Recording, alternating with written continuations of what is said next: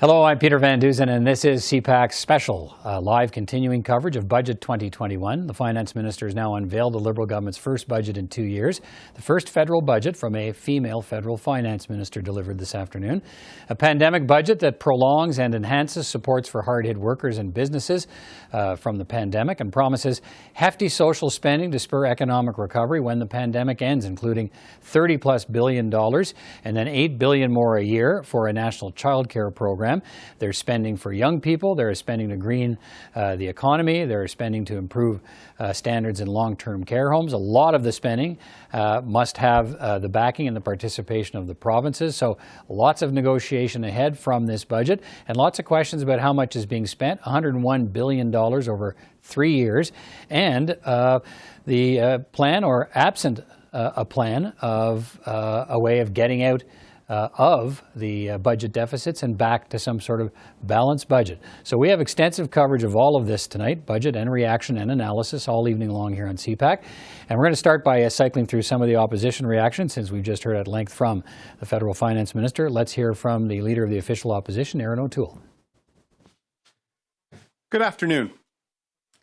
Justin Trudeau's budget is a massive letdown for Canadians. Canadians were expecting a pandemic budget.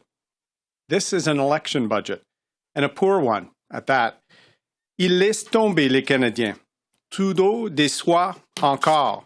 Il faut que ça cesse. We are now in Justin Trudeau's third wave of this pandemic. Hospitals are overwhelmed, and modeling suggests that things will only get worse without the desperately needed supply of vaccines. But this budget does nothing to answer the calls from Ontario, Quebec, British Columbia, and Alberta, and other provinces asking for more vaccines. Justin Trudeau has moved too slow for this virus. It's racing ahead of us now. And now he is slow in providing real help for Canadians in this budget. This disappointment needs to stop. Nous sommes dans la troisième vague de Justin Trudeau. Les libéraux ont agi trop lentement contre ce virus. Maintenant, dans son budget, Justin Trudeau est lent à aider les Canadiens. Canadians are asking for an economic recovery plan that improves their personal financial security by creating jobs, increasing wages, and lowering taxes. Unfortunately, this budget does next to nothing to secure the Canadian economy.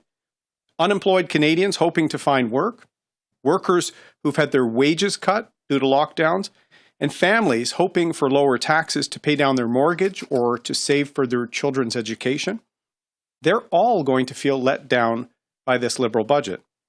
They continue to be left behind by Mr. Trudeau. This budget will not secure the economy for unemployed Canadians and workers who've lost their jobs due to lockdowns. Families hoping to lower taxes and get ahead are not being listened to. They're all going to be asking for more. Ce budget ne protège pas l'économie. Il laisse tomber les Canadiens sans travail et les travailleurs, dont le salaire a diminué à cause des confinements. Il abandonne les familles qui attendent une diminution d'impôts pour rembourser leur hypothèque ou épargner pour les études de leurs enfants. Une fois de plus, les Canadiens vont se sentir abandonnés par les libéraux. The Prime Minister also wants to test an out-of-control debt plan without any real stimulus, one that abandons the natural resource sector entirely and provides no real fiscal anchor. This Ottawa knows best approach will continue to lead in ballooning housing costs, higher taxes, growing risk of inflation, and will leave millions of Canadians behind. This budget has no real plan for small business or for students, only offering temporary band-aids to these thousands of Canadians. Canada's Conservatives have put forward the Canada Recovery Plan to secure your personal finances by recovering the million jobs lost during the pandemic and even more, by supporting the sectors hit hardest by the pandemic, and by helping those who have suffered the most throughout it, particularly women and young Canadians. les conservateurs ont présenté le plan de rétablissement du Canada. Ce plan va protéger vos finances personnelles en récupérant le million d'emplois perdus pendant cette pandémie. Nous allons soutenir les secteurs les plus touchés, en plus d'aider ceux qui souffrent le plus, comme les femmes et les jeunes. The budget tabled by the Liberals today is an incredible letdown for Canadians. Canada's Conservatives were very clear that we wanted to see the plan to return to normal in this budget that would secure jobs for all Canadians in all parts of the country. Mr. Trudeau failed to put forward a plan to help Canadians, and he's leaving them behind. That is why the Conservatives will be proposing amendments and our own policies, because we feel this falls so incredibly short. It's time for Canada to lead again after lagging time after time over the last year in this pandemic. Unlike the Trudeau Liberals, Canada's Conservatives will ensure that no Canadian is left behind and that we lead the world in an economic recovery post-COVID. Conservatives got us out of the last global recession. Canadians are worried, and they need to know that we will get them out of this one too. Thank you very much. Merci beaucoup. And we'll now take questions, starting with questions on the phone. A quick reminder to reporters, one question, one follow-up. Nous allons maintenant passer aux questions, commençant par les questions au téléphone. Un petit rappel, une question suivie par journaliste. Today, Mr. O'Toole will take 6 questions, 3 on the phone, 3 in the room. Aujourd'hui, M. O'Toole prendra 6 questions, 3 dans la salle, 3 au téléphone. Nous allons commencer par le téléphone. We'll now start by the phone. Operator, do we have a first question? Thank you. Merci. As a reminder, please press star 1 for any question. N'hésitez pas à appuyer sur étoile 1 pour toute question. And our first question, la prochaine question est de Geneviève Normand de Radio-Canada. Please go ahead. La parole est à vous. Oui, bonjour. Merci de prendre ma question. Première des choses, M. O'Toole, si vous êtes élu, est-ce que vous allez conserver le programme de garderie mis en place par Ottawa aujourd'hui? Concerne le programme, est-ce qu'il y a des conditions pour le Québec ou les autres provinces? Combien de places pour les familles canadiennes? Les libéraux ont déjà promis un programme comme ça 3 fois. Selon moi, c'est important d'appuyer les parents directement et on va parler sur ça. Très bien. Et est-ce que vous allez voter pour ou est-ce que vous allez voter contre? On va parler avec les provinces parce que c'est une chambre des compétences des provinces, pas une compétence fédérale. Est-ce que le gouvernement a eu des consultations avec les provinces avant le budget? Probablement non. Et est-ce qu'il y a des conditions sur le Québec parce que le Québec a déjà eu un programme efficace pour les garderies? On va poser des questions et aussi on va proposer des politiques réelles pour les familles à travers le pays. Opérateur, Oui, prochaine question.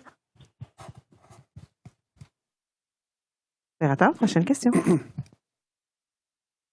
n'avons pas de questions pour le moment. There are no further questions. I'll take questions in the room. I'm so sorry. I do apologize. One question has just queued up. Nous avons une question maintenant de l'Inadib de la presse canadienne. Please go ahead. La parole est à vous. Oui, bonjour. En fait, j'avais fait étoile 1 depuis un certain temps déjà. Je pense que notre système a quelques ratés. Monsieur O'Toole, simplement, je crois que ce qu'essayait de vous demander ma collègue, c'est directement à propos du budget. S'il n'accepte pas vos amendements, est-ce que vous allez voter contre ce budget, même si c'était au risque de déclencher une élection? On va parler avec mes collègues sur le budget. On va proposer des amendements, bien sûr, et on va voir. Nous sommes ici pour le bien-être des Canadiens. On a appuyé le gouvernement pendant la pandémie sur les programmes d'urgence, mais les Canadiens méritent un plan réel pour une relance économique. Pas de détails dans le budget sur ça. Je suis déçu par un budget prêt pour une élection, mais pas prêt pour une relance économique. D'accord. Donc, vous n'êtes pas prêt aujourd'hui, après avoir lu le budget, à dire que dans sa forme actuelle, vous allez voter contre. Corrigez-moi si j'ai pas compris. Et puis, pour revenir sur le programme de garderie, quand je vous entends dire c'est important d'appuyer les parents directement, est-ce que je dois comprendre que si vous étiez élu, on reverrait le scénario de 2006, quand M. Harper est arrivé, qu'il a jeté à la poubelle le programme national de garderie qui venait d'être complété par les libéraux de Paul Martin et qu'il a préféré donner de l'argent directement aux familles. Est-ce qu'on reverrait exactement le même film si vous arrivez au pouvoir? Je préfère un programme réel et une approche pour toutes les familles canadiennes. Comme j'ai dit, les libéraux ont promis un programme comme ça 3 fois avant. On va avoir une politique pour toutes les familles canadiennes et c'est pourquoi on va proposer des politiques pour le bien-être des familles canadiennes. Operator, next question. There are no further questions. Il n'y a plus de questions. Questions in the room now. Mr. O'Toole, Michelle Boye, CTV News. What do you think about the plan for a 49.2% debt-to-GDP ratio come 5 years? Well, it seems there is no fiscal anchor in this plan. It's almost like a floating anchor, all depending on a massive debt and no clear plan to actually see economic growth. With risks of inflation on the horizon, no plan for large sectors of our economy, no serious plan to help save the tens of thousands of small businesses hanging on by a thread. We have real concerns that there's no fiscal anchor and that they've put out several potential debt-to-GDP ratios that, quite frankly, we don't see a plan for the Liberals to even get close to achieving. The budget is setting a target for lifting subsidies, helping businesses right now in September. Do you think these economic pandemic programs, like the wage subsidy, should be lifted? We are in a third wave of the pandemic that I'm calling the Trudeau wave, that our friends in the United States are certainly not seeing anywhere near the damage being ravaged in many provinces of this country. We will see variants and we will see lots of challenges for the economy over the course of the next year. That's why we need a serious plan. We see a few Band-Aid solutions, a few months of extension. Canadians need vaccines so we can get through this wave, and there's no plan to accelerate that either. So we will be there to help small businesses, working Canadians recover and secure their future post-COVID. Next question. Good afternoon, David Thurton, CBC News. So can you just be clear with us, as the budget stands right now, is this something that your party can support? We will be talking as a caucus about this budget this week. We will be proposing amendments. There's really no plan to get the finances of the nation under control. Mr. Trudeau, who already accumulated $100 billion worth of debt before the pandemic, is now tacking on another $500 billion and no plan to secure jobs for Canadians in all parts of the country. So we will be proposing our own amendments and policies, David. But right now, I'm very disappointed with this budget, and I'm sure many of my colleagues are as well. If there's no willingness on the part of the government to compromise and to accept or, take on some of your amendments, are you prepared, is your party prepared to vote against it? We're prepared to vote against it if that's what we come to as a team, David, but there's not the pressure that there normally is because the NDP have already said they will in some form support the budget. So that allows us to actually show how much Mr. Trudeau has missed the mark, propose some amendments that we may be able to secure support from other parties on. We need to get Canadians working. They're tired of us being behind the world on vaccines, on rapid tests. We need to lead again, and our recovery plan is our proposal to lead. Prochaine question. Next question. Hello, Mr. O'Toole. Teresa Wright from the Canadian Press. Is there anything that you like about this budget?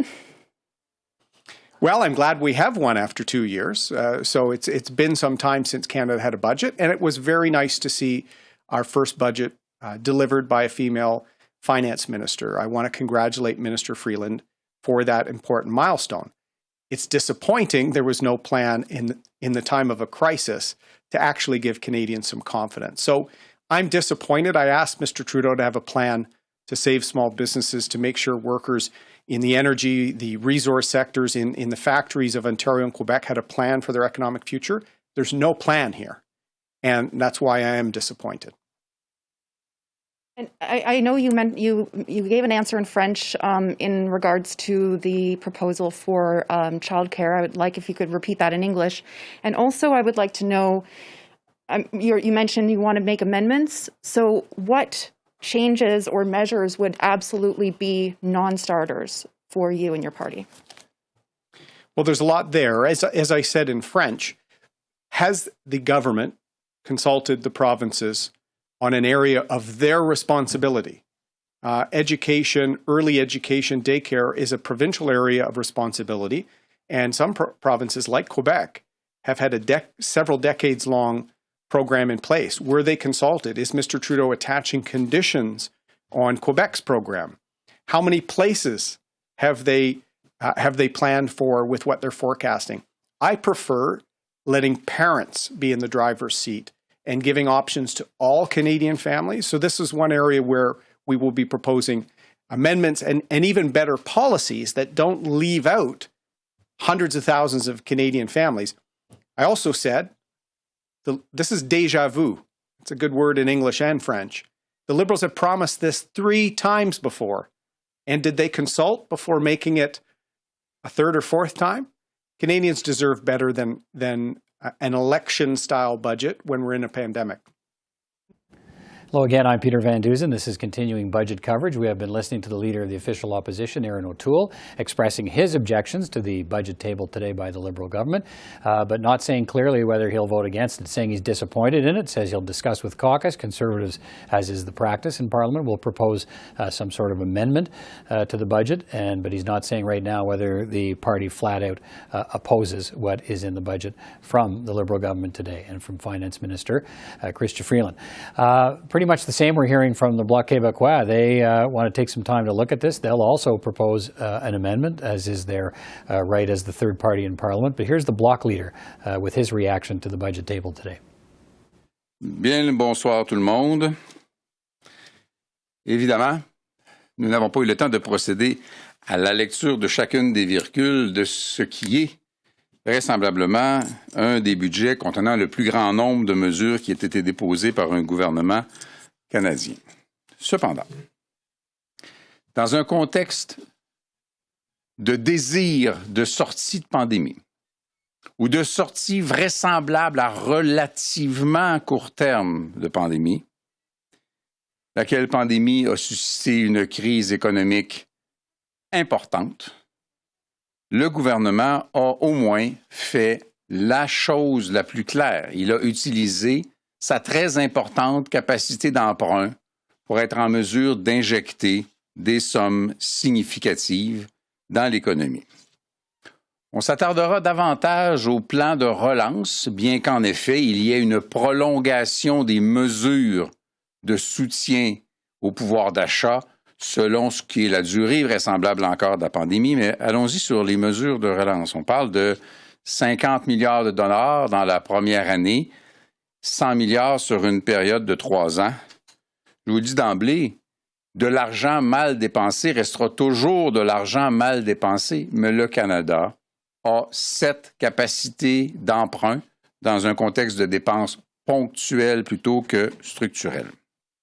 Le gouvernement a été à l'écoute d'un certain nombre de demandes, a saisi un certain nombre d'opportunités qui viennent de plusieurs milieux, qui viennent notamment de demandes assez insistantes du Bloc québécois, notamment dans le secteur aéronautique, notamment dans le secteur pharmaceutique ou biopharmaceutique, dans les mesures pour l'électrification des transports et même un peu dans la bioforesterie. Il y a quelques autres exemples. Les questions auxquelles il faudra obtenir réponse, c'est où est-ce que cet argent-là sera dépensé? Parce que bien sûr, quand on parle d'aéronautique ou de pharmaceutique ou de bioforesterie, on parle d'électrification des transports, on parle de secteurs qui sont d'abord et avant tout des fleurons et une expertise bien implantée au Québec. Où ira l'argent? Et est-ce que ce sera suffisant? Et ça, sincèrement, on ne peut pas vous le dire immédiatement. Les garderies vont être l'objet d'un investissement hautement significatif. Le programme est inspiré, bien sûr, de là où le Québec a été innovateur. Mme Marois a mis en place un premier programme de ce type-là. Alors, bien sûr, je comprends que le Québec recevra sa part des investissements fédéraux, mais je ne comprendrais pas que quelqu'un qui reprend tardivement la base d'un programme québécois veuille imposer au Québec les normes d'un tel programme. Donc, l'entente asymétrique doit se limiter à un transfert bancaire annuel hautement significatif. Pour les CHSLD, la somme pourrait apparaître assez peu importante et elle est assortie de conditions là où ça demeure inacceptable. Il y a 2 éléments, et vous ne serez pas surpris. Une pandémie, et cette pandémie en particulier, est un enjeu de santé, ayant d'abord et avant tout fait mal aux aînés, à nos parents, à nos grands-parents. Tout ce que le budget ne contient pas, c'est les transferts en santé. C'est pas il y en a moins, il n'y en a pas. Les transferts en santé demandés de façon unanime par l'Assemblée nationale du Québec et la totalité des premiers ministres du Québec et des premiers ministres du Canada ont demandé des transferts en santé. Une somme immédiate de 28 milliards de dollars, suivie d'une hausse à 35 % des coûts du système de santé des provinces. Il n'y a rien. C'est une crise de santé et il n'y a rien. Les aînés, on était clairs. Ce ne sera pas surpris personne, là. Augmentation de 110 $ par mois pour les aînés de 65 ans et plus, sans aucune ouverture à une discrimination basée sur l'âge. Alors là, c'est mal distribué et c'est peu. Un chèque de 500 $ en juillet pour les aînés de plus de 75 ans. Ou soyons plus clairs, rien. Dites-vous-le. Vous avez entre 65 et 75 ans, vous n'avez rien dans ce budget. Comment peut-on avoir un budget de sortie de pandémie sans rien en santé? Rien pour les aînés. C'est assez inacceptable. Nous allons donner la chance au gouvernement de corriger cet oubli, bien sûr. Nous allons lui donner la chance de le corriger. Donc, je souligne que sous réserve d'un grand nombre de vérifications, l'aspect relance présente des points et des choix qui peuvent s'avérer intéressants. Je souligne malheureusement que des mesures pour la lutte au changement climatique qui sont de facto annulées par une aide qui se perpétue au secteur pétrolier, ça n'a aucune crédibilité. Je répète que les enjeux pour les aînés et pour la santé sont tels que le budget, et compte tenu des sommes absolument phénoménales en jeu, n'aurait jamais dû les laisser de côté. Les députés du Bloc québécois, chacun dans leur dossier, vont aller consulter rapidement les milieux dont ils sont responsables et ramener les commentaires et la perception suite à ce budget-là. Et nous ferons une proposition, bien sûr, pour amender le budget. Et c'est le résultat du vote sur notre proposition qui fera foi de notre vote sur le budget globalement. Je réitère une formule que j'avais déjà utilisée. Je ne peux pas dire comment le Bloc québécois va voter à M. Trudeau, mais je peux dire à M. Trudeau quoi faire pour que le Bloc québécois vote en faveur de son budget qui contient notamment de bonnes choses. Le reste, c'est sa responsabilité. Ce n'est pas celle du Bloc. Celle du Bloc va être de continuer une bataille pour ce que sont les demandes pressantes des aînés du Québec. Merci. Nous allons maintenant passer aux questions, en commençant par des questions au téléphone. Un rappel, une question suivie par journaliste. Opérateur, avons-nous une première question? Thank you. Merci. La première question. The next question is from Lina Dib de la Presse canadienne. Please go ahead. La parole est à vous. Bonjour. Monsieur Blanchet, je comprends pas tout à fait pourquoi vous dites que vous pouvez pas dire comment vous allez voter. Les demandes que vous faites, tout comme les provinces, là, sur les transferts en santé ou les demandes que vous faisiez pour les aînés, le gouvernement libéral les connaît. Il les connaissait quand il a écrit son budget de 700 pages. Alors, je comprends pas pourquoi vous n'êtes pas capable de dire que vous allez voter contre le budget dans sa forme actuelle. Le processus parlementaire étant ce qu'il est, le vote du budget aura lieu dans une semaine. Il y aura un amendement proposé par les conservateurs. Il y aura un sous-amendement proposé par le Bloc québécois. C'est pas fini tant que c'est pas fini. Il reste encore quelques jours pour le gouvernement libéral pour comprendre que sur le montant total et absolument pharaonique de son budget et de son déficit, il peut encore apporter les correctifs nécessaires pour soutenir le système de santé des provinces comme elles le demandent et pour donner une aide minimale, décente et légitime aux aînés. Et c'est ça qui fera foi. Donc, on va prendre encore chacun des outils à notre disposition pour continuer cette lutte au nom de nos parents et de nos grands-parents et des aînés du Québec et d'un système de santé qui en a bien besoin.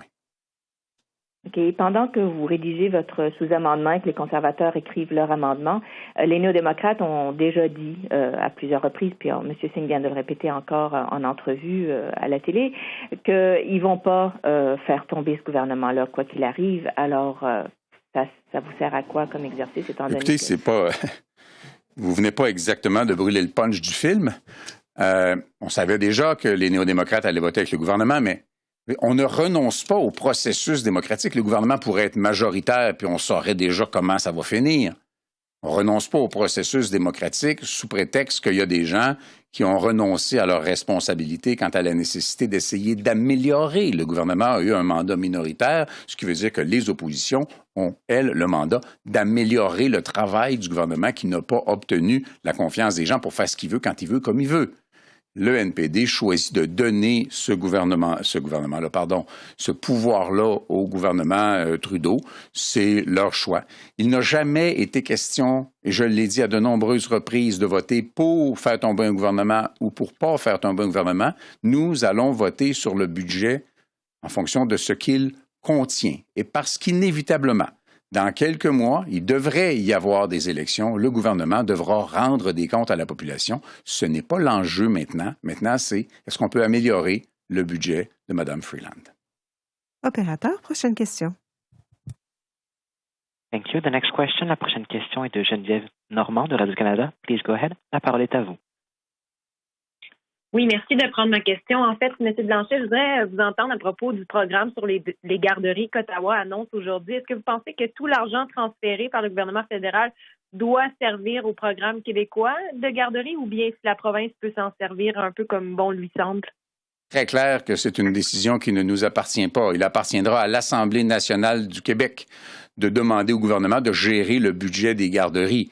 Notre point de vue à nous, c'est que parce que le gouvernement du Québec a déjà un programme, sans lequel le fédéral ne l'envisagerait probablement même pas parce qu'on a été précurseur au Québec à cet égard-là, les sommes qui seraient allées au Québec dans le cadre de ce programme-là doivent aller au Québec de toute façon et la suite appartient au gouvernement du Québec et le débat quant au financement du service de garde au Québec appartient à l'Assemblée nationale du Québec et non pas au gouvernement Trudeau. Très bien. Et j'ai bien compris là, que vous allez vouloir proposer, dans le fond, d'amender le budget, mais si le vote devait se tenir maintenant, est-ce que ça vous satisfait? Est-ce que vous voteriez pour ou contre? La formulation est habile, mais le vote ne se tient pas maintenant et nous allons en effet procéder au dépôt d'un amendement, puis on va se garder les développements tels qu'ils s'en viennent au cours des prochains jours. On verra le résultat du match quand le sifflet sifflera à la fin. Ce n'est pas une bonne formulation, mais vous comprenez. Opérateur, prochaine question. Thank you. Merci. The next question, la prochaine question est de Boris Proulx du journal Le Devoir. Please go ahead. La parole est à vous.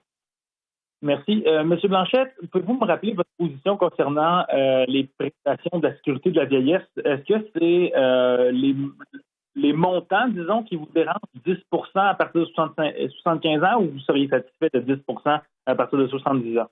L'histoire précise. Avant l'élection de 2019, le Bloc québécois avait déjà mis de l'avant une proposition demandant une hausse de 110 $ par mois de la pension de vieillesse pour l'entièreté des aînés de plus de 65 ans, pension pour laquelle ils ont payé toute leur vie d'ailleurs. Le gouvernement va plutôt maintenant vers une augmentation En 2022, après l'adoption d'un projet de loi, je vous le dis déjà, ça ne sera pas adopté avant 2022 avancé, ce n'est pas techniquement possible. Le gouvernement dit donc qu'on va donner un chèque de 500 $ cette année aux gens de 75 ans et plus. C'est tout faux. Ce n'est pas 65 ans et plus. Ce n'est pas une augmentation de 110 $ par mois. C'est une augmentation avec une discrimination basée sur l'âge du prestataire ou de la prestataire. Et c'est une augmentation qui renvoie à l'année prochaine et non innocemment après la prochaine élection, une éventuelle augmentation plus durable pour les aînés de plus de 75 ans. Alors pour nous, on va voir ce que les gens qui représentent les aînés, on va dire, mais je leur avais parlé avant le budget, bien sûr. Pour nous, sur cet aspect-là, c'est clairement une fin de non-recevoir. Merci. En suivi, vous avez dit en introduction que le gouvernement Trudeau faisait la bonne chose en injectant de l'argent dans l'économie. Vous avez ensuite dit que le montant était pharaonique du plan de relance de 100 milliards. J'aimerais savoir, en termes d'envergure, là, est-ce que ça vous convient, 100 milliards, ou vous trouvez ça trop? Ce que j'ai dit aussi, c'est que un gros montant peut être quelque chose de tout à fait acceptable. Ça dépend comment il est dépensé. Il y a beaucoup d'éléments là-dedans dont je pense que c'est acceptable. Encore là, je veux préciser avec les acteurs des industries concernées qui sont des secteurs clés traditionnellement au Québec. On parle de l'aéronautique, on parle de la foresterie, on parle de la pharmaceutique, on parle de l'électrification des transports. Ce sont des spécialités québécoises. Je ne voudrais pas que les investissements aient pour effet de prendre des secteurs clés de l'économie du Québec et de les déplacer vers, mettons, par hasard, l'Ontario. Là, on serait moins content un peu. Déjà, il y a des éléments qui pourraient prendre la forme de déséquilibre. Donc, c'est ça qui va faire en sorte que la somme est trop grosse ou pas trop grosse. Comment va-t-elle être dépensée dans le détail? À quel endroit va-t-elle être dépensée? Mais la capacité du Canada d'absorber et de traiter cette dette-là sur le long terme, elle fait très peu de doute. Nous allons maintenant passer aux questions dans la salle. David? Hi, David Thurton, CBC News.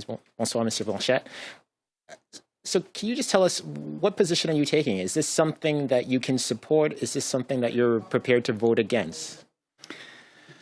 There are things in that budget which can only please to a listener from Quebec, because when we speak about pharmaceutics, or when we speak about aeronautics, or when we speak about electrification of transportation or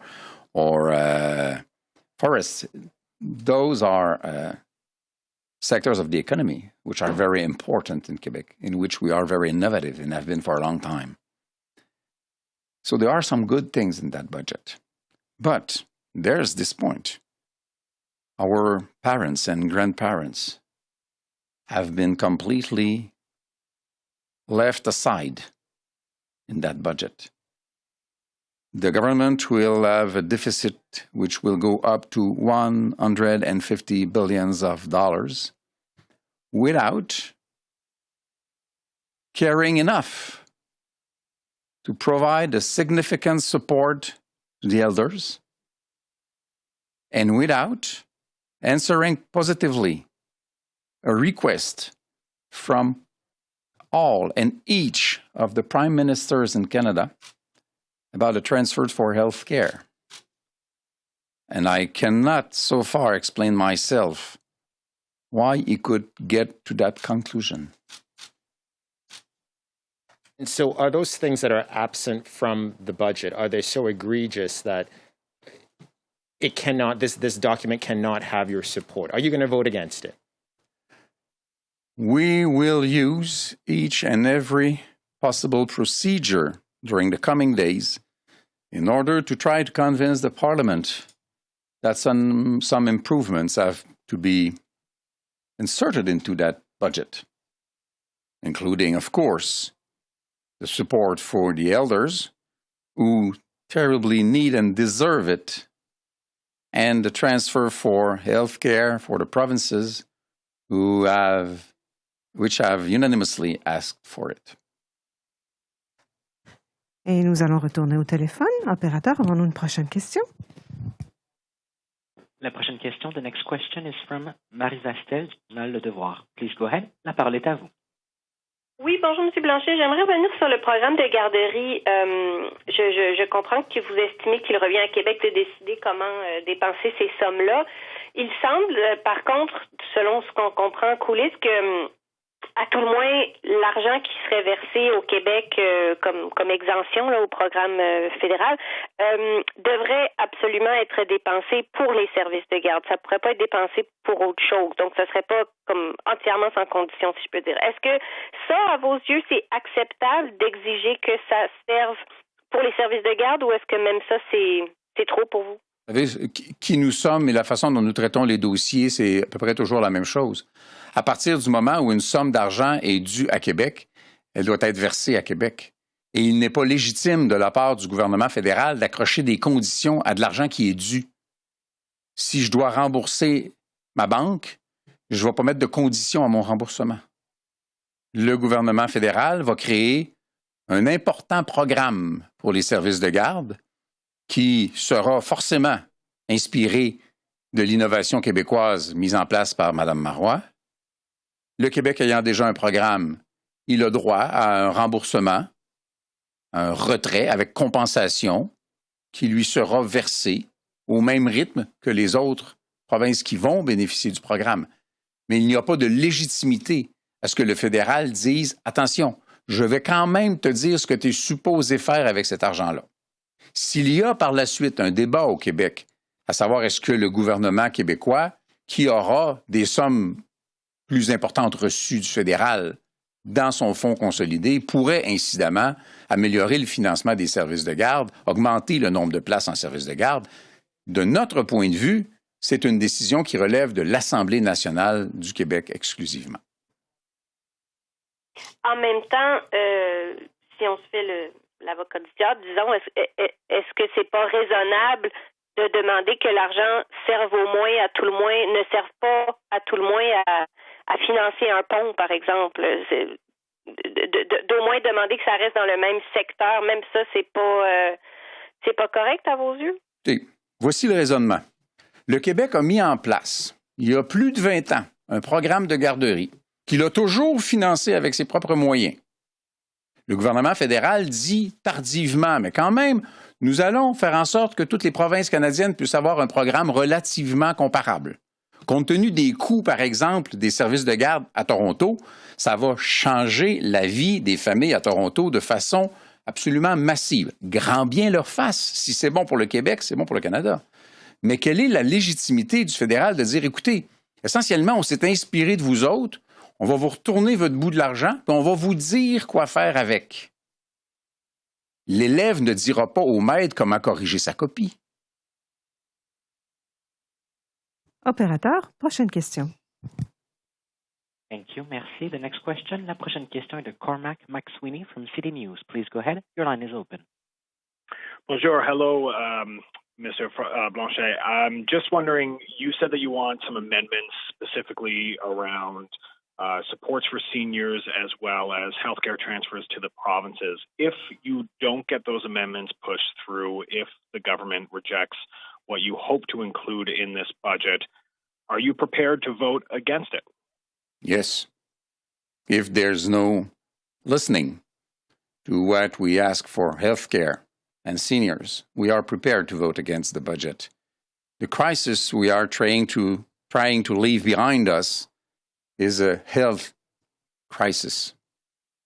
How comes that in one of the most important budgets of the history of Canada, there is nothing to support the healthcare system of the provinces and almost nothing for the seniors and absolutely nothing for those who have the problem of being only between 65 and 75 years old.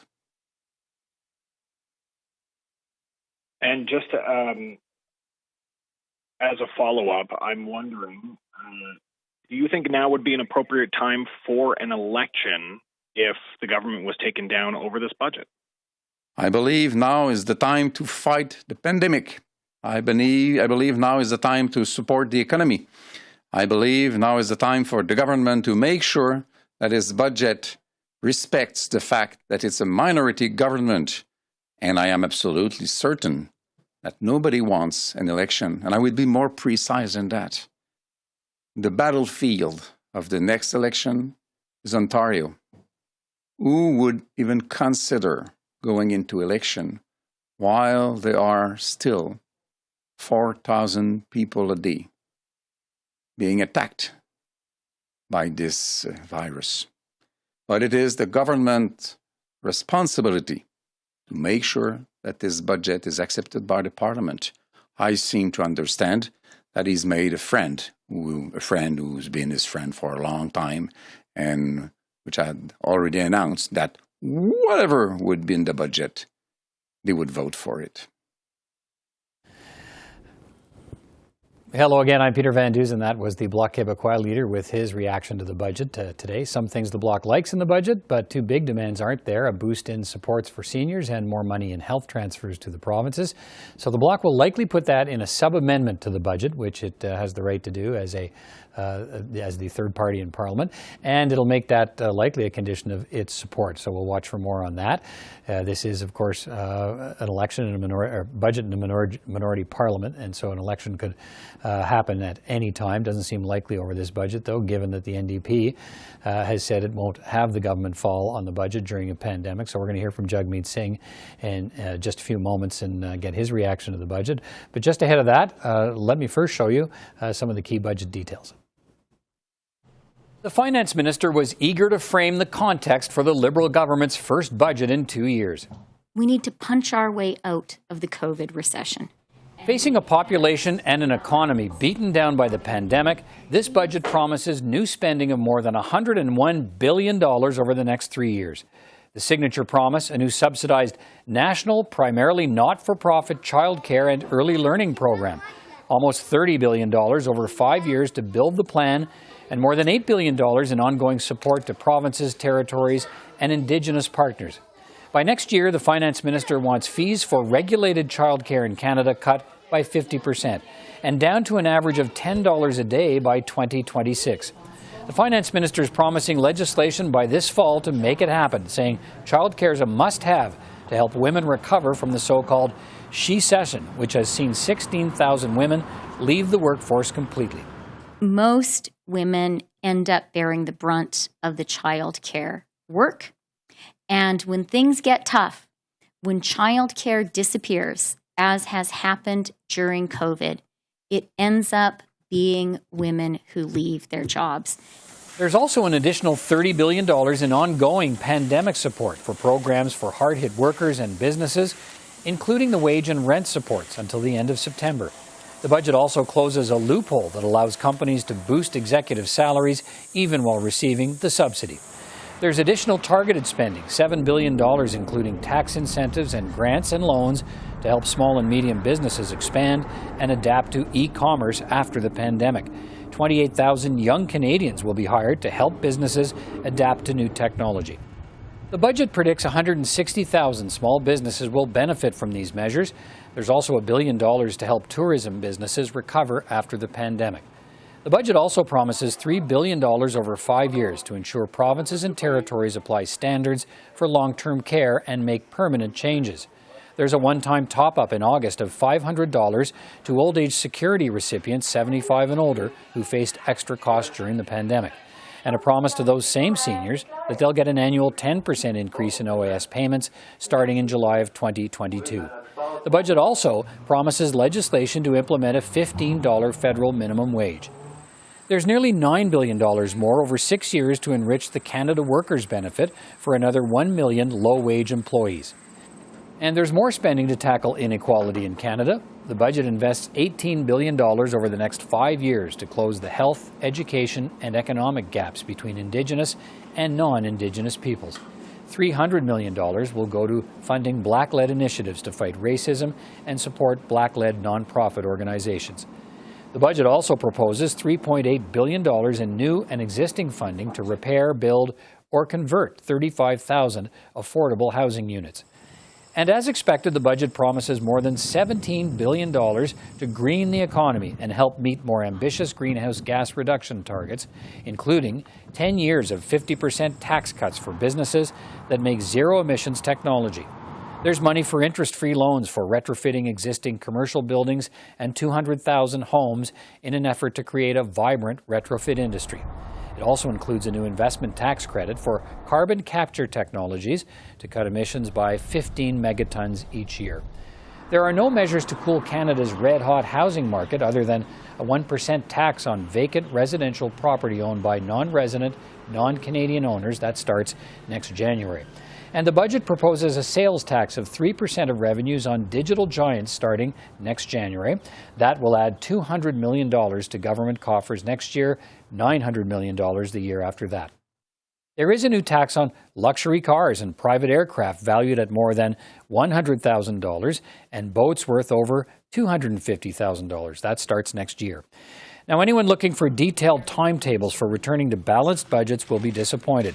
The budget reveals a deficit for this year of $354.2 billion. For next year, it's expected to be just under $155 billion, but could be up to $15 billion higher than that if pandemic restrictions continue longer than predicted. The deficit drops to just over $30 billion by 2026. The government's fiscal anchor announced in this budget is a commitment to unwinding COVID-19 related deficits and reducing the debt-to-GDP ratio over the medium term. That debt-to-GDP ratio was roughly 30% when the pandemic hit. It's expected to be around 50% through 2026. The government will face lots of questions about whether this volume of new spending is necessary when the economy is already on the road to recovery. The budget makes the case that major stimulus is needed now to build new skills, new jobs, and a new resiliency for the next economic shock. All right, so some of the budget highlights. Let's hear from the NDP leader now, who's pledged not to vote down the minority government over this budget as the pandemic rages. Let's hear from Jagmeet Singh. Bonjour. Good afternoon. After one of the most difficult years that Canadians have seen in a lifetime, in a generation, where people lost their jobs, people lost their businesses, and people lost their lives, Canadians are looking in this budget for an answer to the question, who's going to pay for the recovery? Who's going to pay for the cost of this pandemic? And the Liberals have answered very clearly that it will not be the ultra-rich. They have not put in any significant measures to address the fact that the ultra-rich in Canada have seen not just profits, not just getting by, but record profits in this pandemic. That companies like Amazon have significantly increased their wealth, that web giants have seen their wealth increase, that the richest billionaires in Canada have seen their wealth also increase. There's no measure in this budget to say that it should be the ultra-rich who pay their fair share. It's the ultra-rich who should pay for the pandemic. And in rejecting any measure to make the ultra-rich pay, what Justin Trudeau is saying is that workers and families are going to have to pay the price. Families that can't afford medication are going to continue to suffer because Justin Trudeau has abandoned pharmacare. Workers that are worried about going to work sick and don't have paid sick leave, again, are going to have to continue to bear the burden because there's no improvements to that. We've seen again and again that this government has chosen to let the ultra-rich off the hook while families continue to struggle and are going to have to continue to pay the price. We believe there is a better way, and that is to put in place a tax on the ultra-rich to make sure they're contributing their fair share, and we invest in people. And while there's some good announcements, our other concern is that the Liberals like to say the right thing, but then they don't follow through on it. Justin Trudeau says one thing and does another. Pharmacare was something he campaigned on. He introduced in a throne speech, and now in this budget is completely abandoned. What's to say that he won't do the same thing with childcare? That's our concern. So we're going to continue to fight to get help to people, and Canadians can rest assured we will continue to fight for them. Donc, après un an qui était un des plus difficiles, un dur an où on a vu des gens qui ont perdu leurs emplois, les petites entreprises ont fermé les portes et plusieurs personnes ont perdu leur vie. C'était un an difficile et une grande question qui était soulevée. Qui va payer la facture pour la relance, pour la pandémie? Et les libéraux ont donné une réponse dans ce budget. Ils ont dit clairement que ce ne va pas être les ultra-riches qui vont payer le juste part. Et en disant ça, les libéraux et Justin Trudeau, effectivement, il dit que ça va être les travailleurs et travailleuses qui vont continuer de payer la facture. Les familles qui ont besoin des médicaments, mais ils n'ont pas les moyens pour les acheter, c'est eux qui vont continuer de payer les prix parce que les libéraux ils ont rejeté une assurance médicaments universelle et entièrement publique. Les gens, les travailleurs et travailleuses qui ont besoin d'un programme de congé de maladie amélioré, ils vont aussi continuer de payer la facture parce que les libéraux ont aussi rejeté l'idée d'améliorer le programme de congé de maladie payé. Donc, la question qui est vraiment primordiale, qui va payer la facture pour la relance, les libéraux ont répondu et ils ont dit que ce n'est pas les ultra riches, c'est les travailleurs et travailleuses. On pense que c'est une erreur, c'est un mauvais choix que le gouvernement a fait. On pense qu'on doit s'assurer que les ultra riches payent leur juste part. Les géants de web qui ont gagné des profits records doivent payer leur juste part. Et on va continuer de se battre pour les gens, pour les familles. Finalement, les libéraux ont dit quelque chose de positif, mais on a vu souvent les libéraux dire une chose et faire une autre. Justin Trudeau a souvent dit une chose et faire une autre chose. Et il a fait une autre chose. Donc, avec les investissements pour services de garde, on a toujours les mêmes craintes que les libéraux ont déjà promis ça depuis 25 ans. Ça veut dire presque 3 décennies. Et ils ont brisé ces promesses année après année. Donc, encore, on a les mêmes craintes.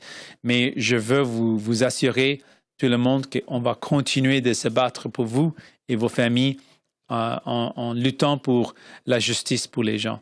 Merci beaucoup. Thank you so much. I'm ready for any questions you might have. Et nous allons maintenant passer aux questions, commençons par les questions au téléphone. Comme à l'habitude, une question de suivi. We will now take questions, starting with questions on the phone. As usual, one question, one follow-up. Opérateur, avons-nous une première question? Thank you. Merci. The first question, la première question est de Boris Proulx du Journal Le Devoir. Please go ahead. La parole est à vous.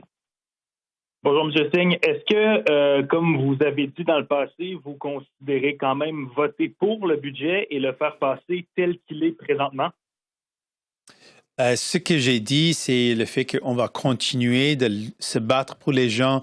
On va lutter pour améliorer l'aide aux gens, en particulier un programme de congé des maladies payées, plus d'aide pour les familles, une assurance médicaments universelle et entièrement publique, un service de garde pour aider tout le monde.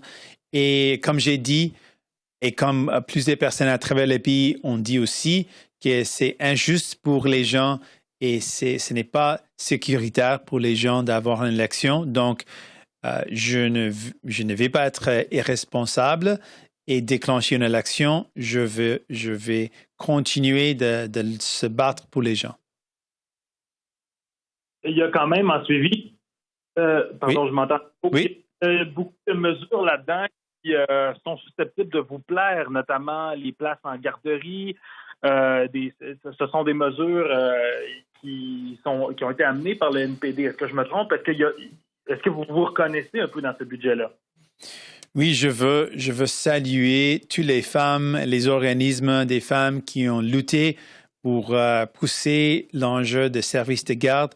Je veux reconnaître comment les femmes étaient frappées fort par la pandémie et on a vu une réduite de participation au milieu de travail horrible du part des femmes à cause de la pandémie et le fait que les femmes ont de la misère à cause du fait que c'est eux qui doivent soigner leurs enfants et aussi soigner leurs proches plus âgés. Donc, c'est tellement difficile pour les femmes. On a besoin d'une augmentation d'accès aux services de garde. Mais le problème, c'est effectivement le gouvernement libéral a promis ça depuis 25 ans. Donc, il y a beaucoup de temps qu'ils ont promis ça. Ils ont brisé les promis année après année. Donc, oui, c'est quelque chose qu'on a assez battu pour avancer des investissements pour avoir un service de garde universel. Plusieurs personnes ont fait ce travail aussi. Donc, c'est important, mais j'ai des craintes que le gouvernement libéral et Justin Trudeau, il veut dire les belles choses, mais il ne livre pas la marchandise. Donc, on serait là pour continuer de mettre la pression. Operator, next question. Thank you. Merci. The next question, la prochaine question est de Lina Dib de la presse canadienne. Please go ahead. Your line is open. Oui, bonjour, Monsieur Singh. J'aimerais savoir si c'est une option pour vous de simplement vous abstenir. Parce que quand on vous demande si vous allez voter pour le budget, vous vous contentez de dire que vous n'allez pas faire déclencher des élections. On a vu par le passé, c'était les libéraux, quand les conservateurs étaient minoritaires, simplement s'asseoir et s'abstenir pendant ce vote. Est-ce que c'est ça que vous contemplez? Donc, vous avez raison, il y a plusieurs façons de critiquer le budget et on a des outils pour continuer de se battre pour les gens. Donc, tous les outils sont ouverts, mais vous avez raison de dire que on rejette absolument dans une pandémie de déclencher une élection parce que ça va être dangereux et ce n'est pas sécuritaire, ce n'est pas juste pour les gens. Donc, je continue cette position, mais ce que je veux faire, c'est de continuer d'utiliser ma position pour aider les gens, pour livrer l'aide, pour aider les familles et les gens qui ont, à ce moment, ont beaucoup de peurs pour l'avenir. On va continuer de livrer l'aide pour eux. OK. Monsieur Singh, vous répondez vraiment pas à ma question. Je vous demande si vous avez l'intention de vous abstenir pendant ce vote-là plutôt que de voter pour. Fait que j'aimerais vraiment que vous répondiez directement à cette question-là. Et puis, j'aimerais aussi savoir, pour ce qui est du programme de garderie, est-ce que vous tenez, vous, à ce qu'il y ait des conditions attachées à l'argent qui sera envoyé éventuellement à Québec, que l'argent qui sera envoyé au Québec serve forcément pour le programme de garderie et non pas pour n'importe quoi que le gouvernement Legault voudrait faire avec? Donc, comme notre positionnement pour le Québec, c'est toujours le fait que le Québec a le droit de retraite avec pleine compensation. Donc, on continue d'avoir cette position. Avec le vote, comme j'ai dit, il y a plusieurs façons de critiquer le gouvernement, de critiquer le budget et de continuer de se battre pour les gens. Mais ce que je peux renforcer, c'est le fait que les Canadiens et Canadiennes, les Québécois et Québécoises ne veulent pas voir une élection. Ils pensent que ça va être injuste et pas sécuritaire. Et pour ces raisons, je ne vais pas prendre de décision pour déclencher une élection, mais je garde la possibilité de continuer de critiquer le gouvernement, de mettre la pression, et je vais le faire pour se battre pour les gens. Opérateur, prochaine question. Thank you. Merci. The next question, la prochaine question est de Geneviève Normand de Radio-Canada. Please go ahead. La parole est à vous. Oui, bonjour, M. Singh. Qu'est-ce qui est dans ce budget-là qui vous plaît le plus? On a vu des engagements pour faire face à le racisme systémique, pour augmenter les chiffres d'avoir de données. Et les données nous donnent un outil pour identifier les problèmes et puis une façon pour les régler. Donc, ça, c'est une mesure qui est positive. Mais en général, le grand problème, c'était le fait que la grande question, c'était qui va payer la facture pour la relance, pour la pandémie.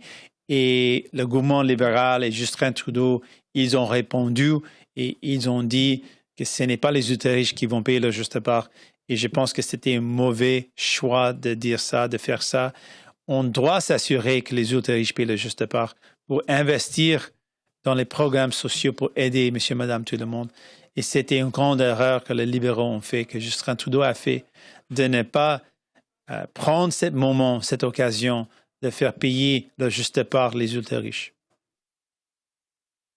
Et par rapport au programme national de garderie, est-ce que vous jugez que c'est une bonne nouvelle, ça, pour les femmes, non? C'est une belle parole, c'est une belle annonce, mais le problème avec le gouvernement libéral et les libéraux en général, ils ont déjà promis ça depuis 25 ans. Donc, ils ont promis ça et ils n'ont pas aucun problème de briser cette promesse année après année. Et je donne un exemple plus récent. Le gouvernement libéral, pendant la campagne électorale 2019, ils ont promis d'avoir une assurance médicaments universelle.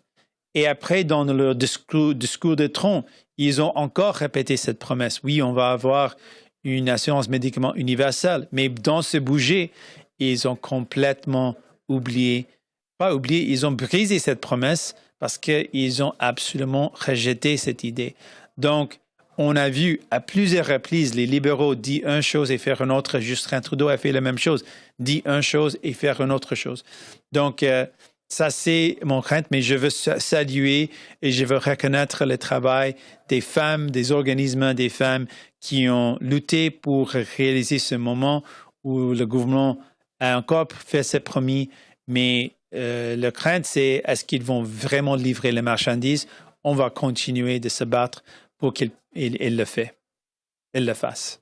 And we'll take questions from the room. Teresa?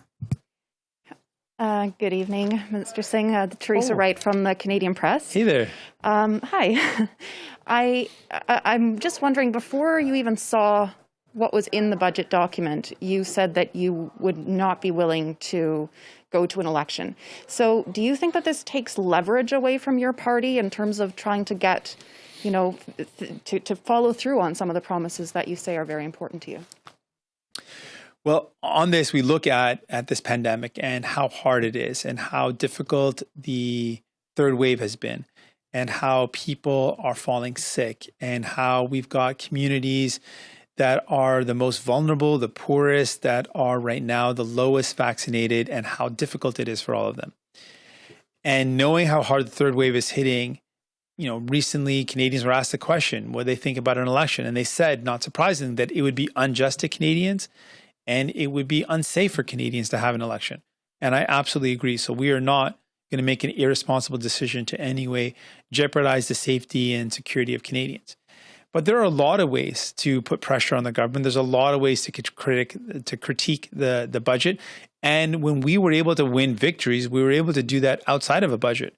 We were able to double CERB. We were able to bring in help for students that were completely forgotten for direct financial support. We were able to bring in a paid sick leave, which needs to be improved, but we laid the foundation. And we were able to increase the wage subsidy. All of those things we were able to achieve were done outside of a budget. So there's lots that we can do and lots that we will continue to do to fight for the help that Canadians need. But it is clearly irresponsible to have an election or to in any way trigger an election while we're in the midst of this third wave. The impact on people would be devastating, and we are not going to do that.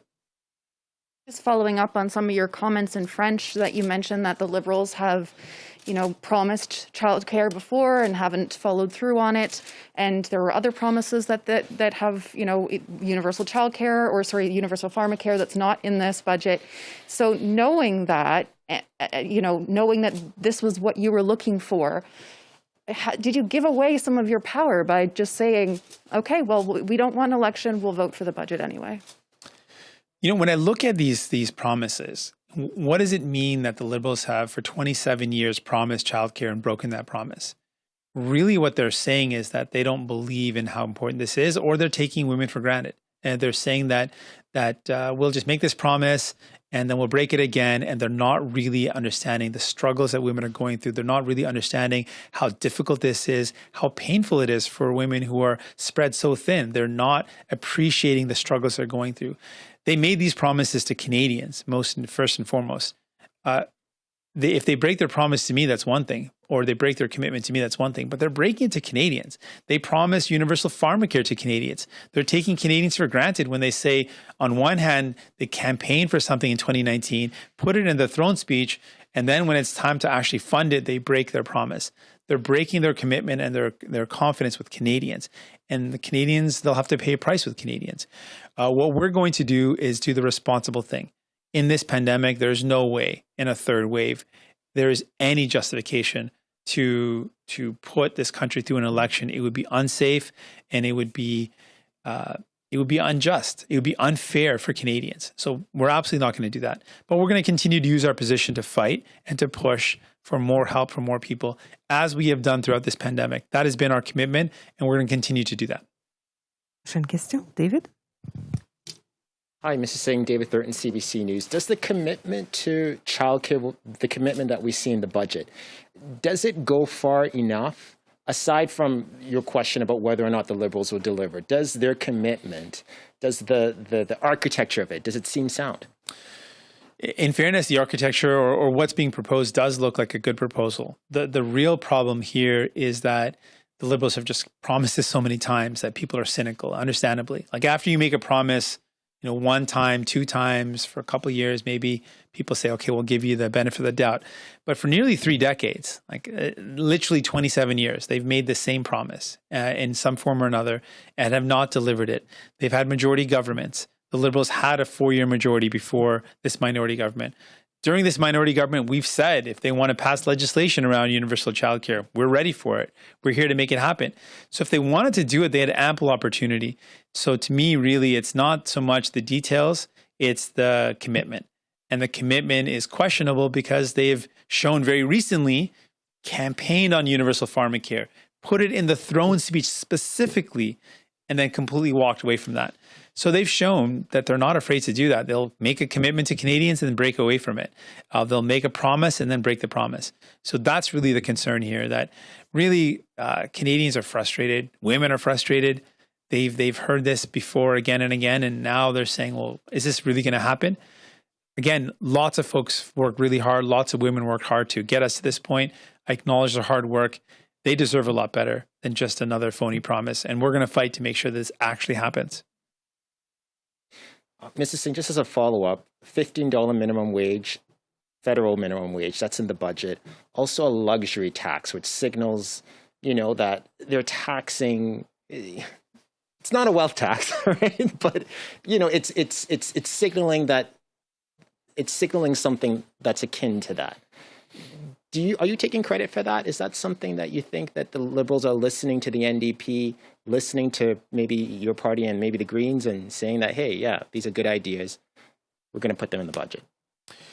Well, on the luxury tax on boats, yachts, and cars, it's absolutely something that we ran on and we said it should happen. But really, this is very typical Liberal, where it is the smallest measure and really on its own, not significant. As a package, it's a great piece to add into a broader package, but on its own, it's not going to actually increase revenues in any significant way, nor is it really going to get at the fact that the ultra-rich have profited in just significant and substantial ways, record profits in this pandemic. So it's not going to mean that someone like Galen Weston is going to walk away after today any less wealthy or having contributed any substantial or significant amount more.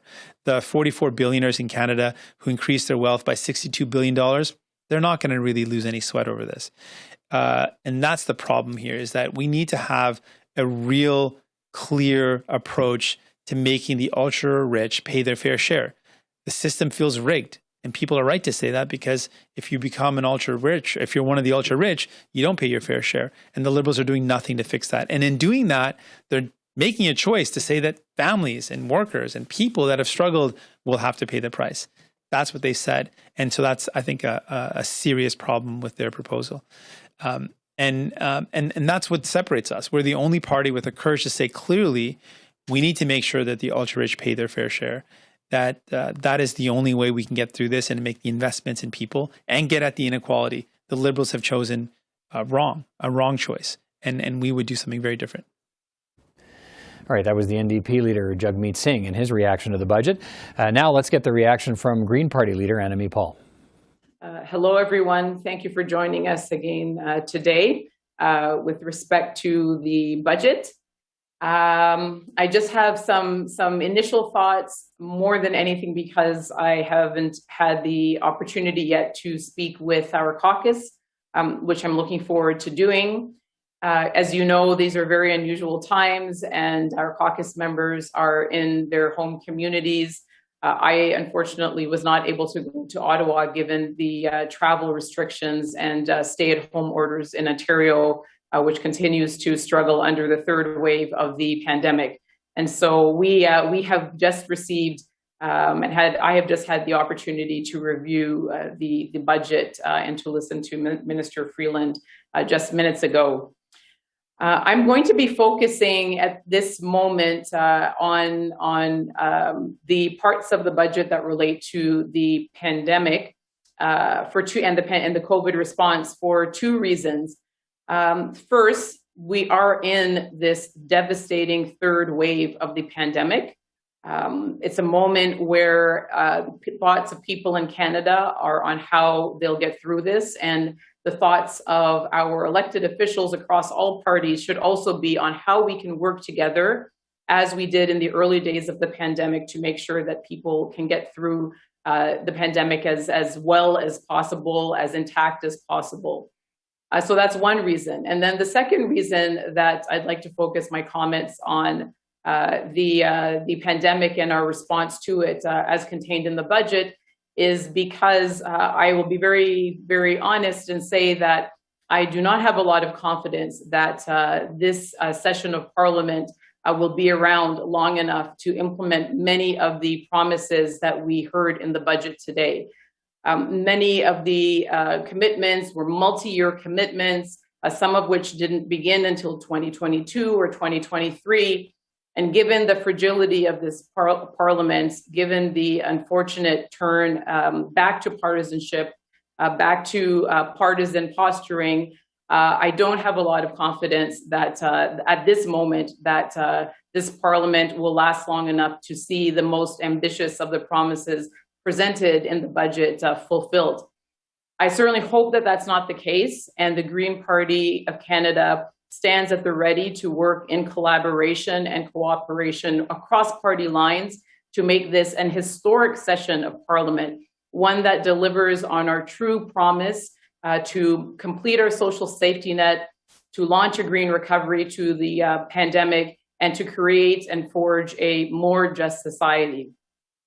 But coming back to this moment and the urgent needs of this moment, first, I'd like to congratulate the government on things that we think will make a difference in the short term, particularly the extension of the enhanced employment insurance, the extension of the recovery benefits, both to individuals and to businesses. Those will certainly make a difference as well.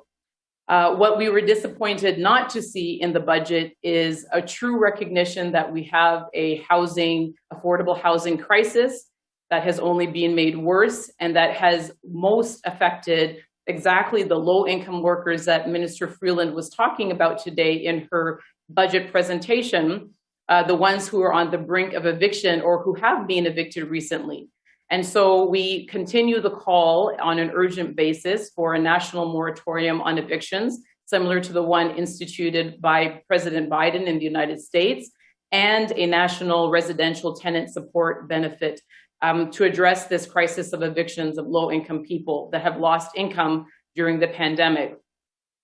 And while it is progress to see the government having announced a doubling of the student grant, and other benefits to students, the extension of the moratorium on interest well into the future. This is not the same thing as providing a universal access to post-secondary education. We know that this is one of the best investments we can make in our future. We know that it has become even more necessary given the disproportionate impact that the COVID pandemic has had on our post-secondary students.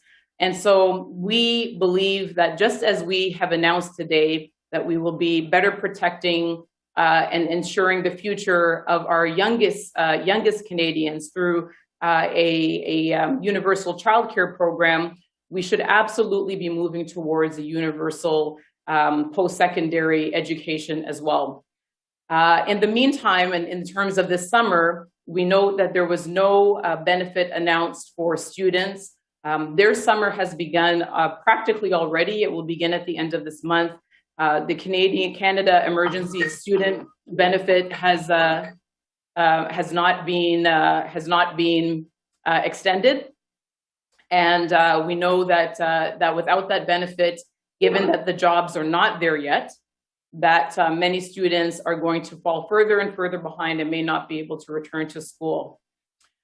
We also note that while the emergency benefits, recovery benefits were extended, they were extended, but not until the end of the year. So there's less certainty. They were extended, but the amount oddly has been reduced from $500 to $300 per month, effective July 17th. Something that I cannot understand, given again that the jobs that might materialize have not yet. And we know that in many parts of the country, $300 per week is simply not livable and well below the average, the minimum salaries that people earn, particularly in places like our urban centers. We also note that there was no mention of any urgent plan to address the epidemic of opioid poisonings and the need for a national safe supply program in the budget either, even though it had been mentioned in the fall economic statement. And so we congratulate the government on the things that helped protect people better today.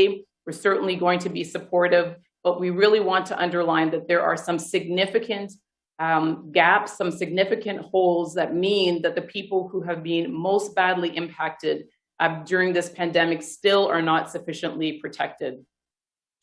Alors, il faut noter que les groupes qui ont été le plus fort touchés par la pandémie, qui ont été impactés d'une manière disproportionnée, les femmes, les travailleurs essentiels, les peuples racisés, les peuples autochtones, que nous avons encore laissé des lacunes dans le budget qui était présenté aujourd'hui. Malheureusement, nous n'avons pas vu une prestation pour le logement, pour assurer que les gens ne soient pas déplacés de leur logement faute d'une perte de revenus pendant la pandémie. Nous n'avons pas vu une annonce sur la création d'une prestation d'urgence pour les étudiants pour l'été. On sait qu'il n'y a pas encore des emplois disponibles pour ces étudiants pour l'été. Et on n'avait pas vu une annonce sur une future d'accès universel postsecondaire.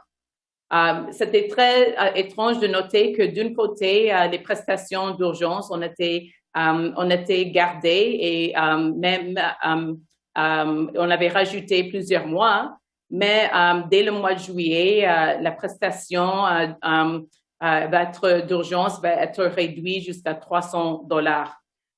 Et puis finalement, la décriminalisation des drogues et l'accès à l'approvisionnement sûr est quelque chose qui va sauver les vies. C'était quelque chose noté dans la déclaration économique de l'automne, mais qui n'a pas été noté aujourd'hui. Je vais laisser mes remarques sur les sujets d'urgence parce que malheureusement, je n'ai pas beaucoup de confiance que le gouvernement serait en place pour mettre en œuvre ces programmes et projets les plus ambitieux. On voit qu'il y a beaucoup de positionnement pour les prochaines élections. On voit que l'esprit de coopération n'existe plus. Il y a beaucoup d'indications que le gouvernement se mette dans une position pour la prochaine élection et je vois ça plus comme un programme électoral qu'un budget qui va être mis en œuvre dans les prochaines années. Mais si le gouvernement veut le faire, s'il veut créer une coalition de partis pour soutenir plusieurs de ces projets les plus ambitieux, le Parti vert est là. Nous sommes là pour coopérer, surtout pour assurer que les gens soient protégés pendant la pandémie et puis pour peut-être introduire des projets de loi historiques pendant cette session de Parlement en coopération avec les autres partis. Merci beaucoup. All right, let's bring in three members of Parliament now to debate the budget measures unveiled by the Finance Minister today. Sean Fraser is the Parliamentary Secretary to the Minister of Finance. Pat Kelly is the small business critic for the official opposition Conservatives. And you see Peter Julian as well. He's the finance critic for the NDP. Good to see you all, gentlemen. Thanks for being with me tonight. Mr. Fraser, why does your government believe this is the right budget for the times? Well, look, this is a really important day. We know that over the course of this pandemic, people have needed support, and we came up with a budget that's going to support them.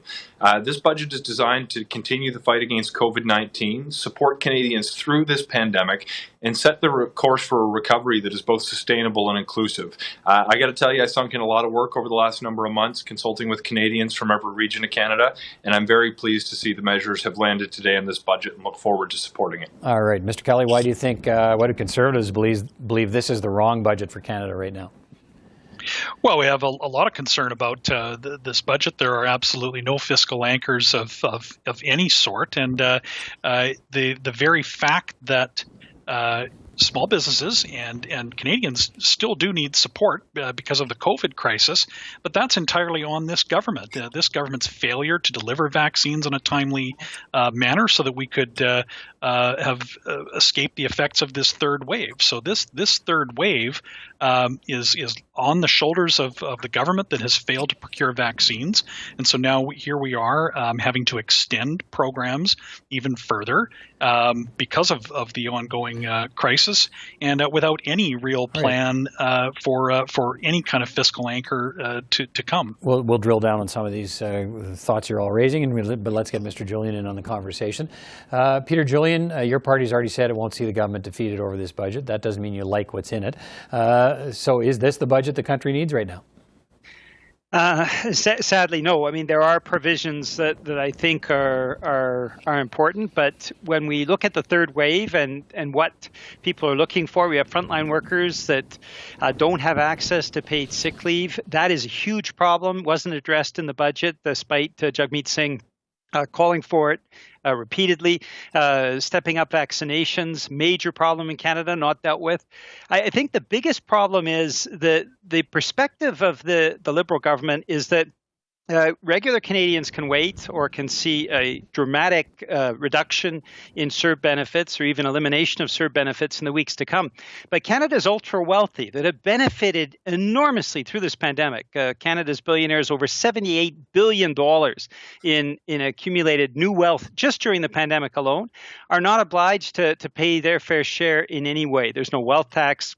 There's no pandemic profiteering tax that would actually cut back on what we're seeing. So what it does is enhance the divide, Peter, that we're seeing Canada's billionaires wealthier than ever before, and so many Canadians struggling, people with disabilities, families, seniors struggling to make ends meet. That's the huge contradiction in this budget. Mr. Fraser, the major social spending piece of this budget is the $30 billion on a national childcare program, then $8 billion going forward. If this program gets off the ground, and we've been talking about it in this country for a long time, tell me how you think that actually becomes a real thing, given the obstacles the government's run into in trying to set up national childcare programs in the past. Well, I don't necessarily think that this is going to be a difficult thing to implement now that the federal government is coming to the table with cash, and provinces obviously should recognize that over the course of this pandemic, there's been a disproportionate negative economic impact on women, whether it's the number of hours they've worked, the extent to which they suffer job losses, and frankly, this was an issue before the pandemic. We know that the federal government does come to the table with some strings attached. It's a focus on not-for-profit childcare spaces. It's provincial jurisdiction. The government's coming. It's a 50-50 program split, so the government says these are the rules, now put up the money. How do you think provinces are going to respond to that? I have already received texts after the budget dropped this afternoon from my provincial counterparts indicating that they would love to have a meeting with the minister to see if different provinces could be first to the table. The reality is the pandemic has shone a light on the economic consequences that COVID-19 has had on working women, and childcare is an obvious investment that will set the stage for recovery that is inclusive and will give women the same opportunities that people who look like me have routinely. All right, Mr. Kelly, where's your party on a national child care program such as the one being proposed by the Liberals?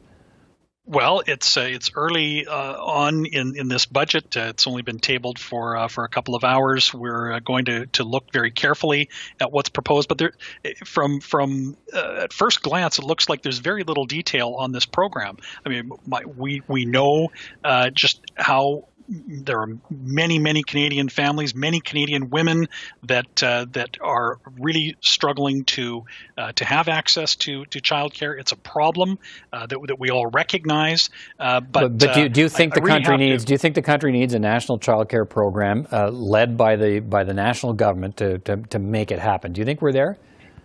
Any program is going to have some flexibility. A one-size-fits-all is not going to work for Canadians. It won't work for provinces, and for a government that has failed so obviously on just simply something like procuring vaccines, I can't imagine that it could expect to achieve the goals that it sets out in this budget around reducing the cost of childcare by 50% in a year and a half without any plan of how to get there. All right, Mr. Julian, how do you see this coming together, or do you?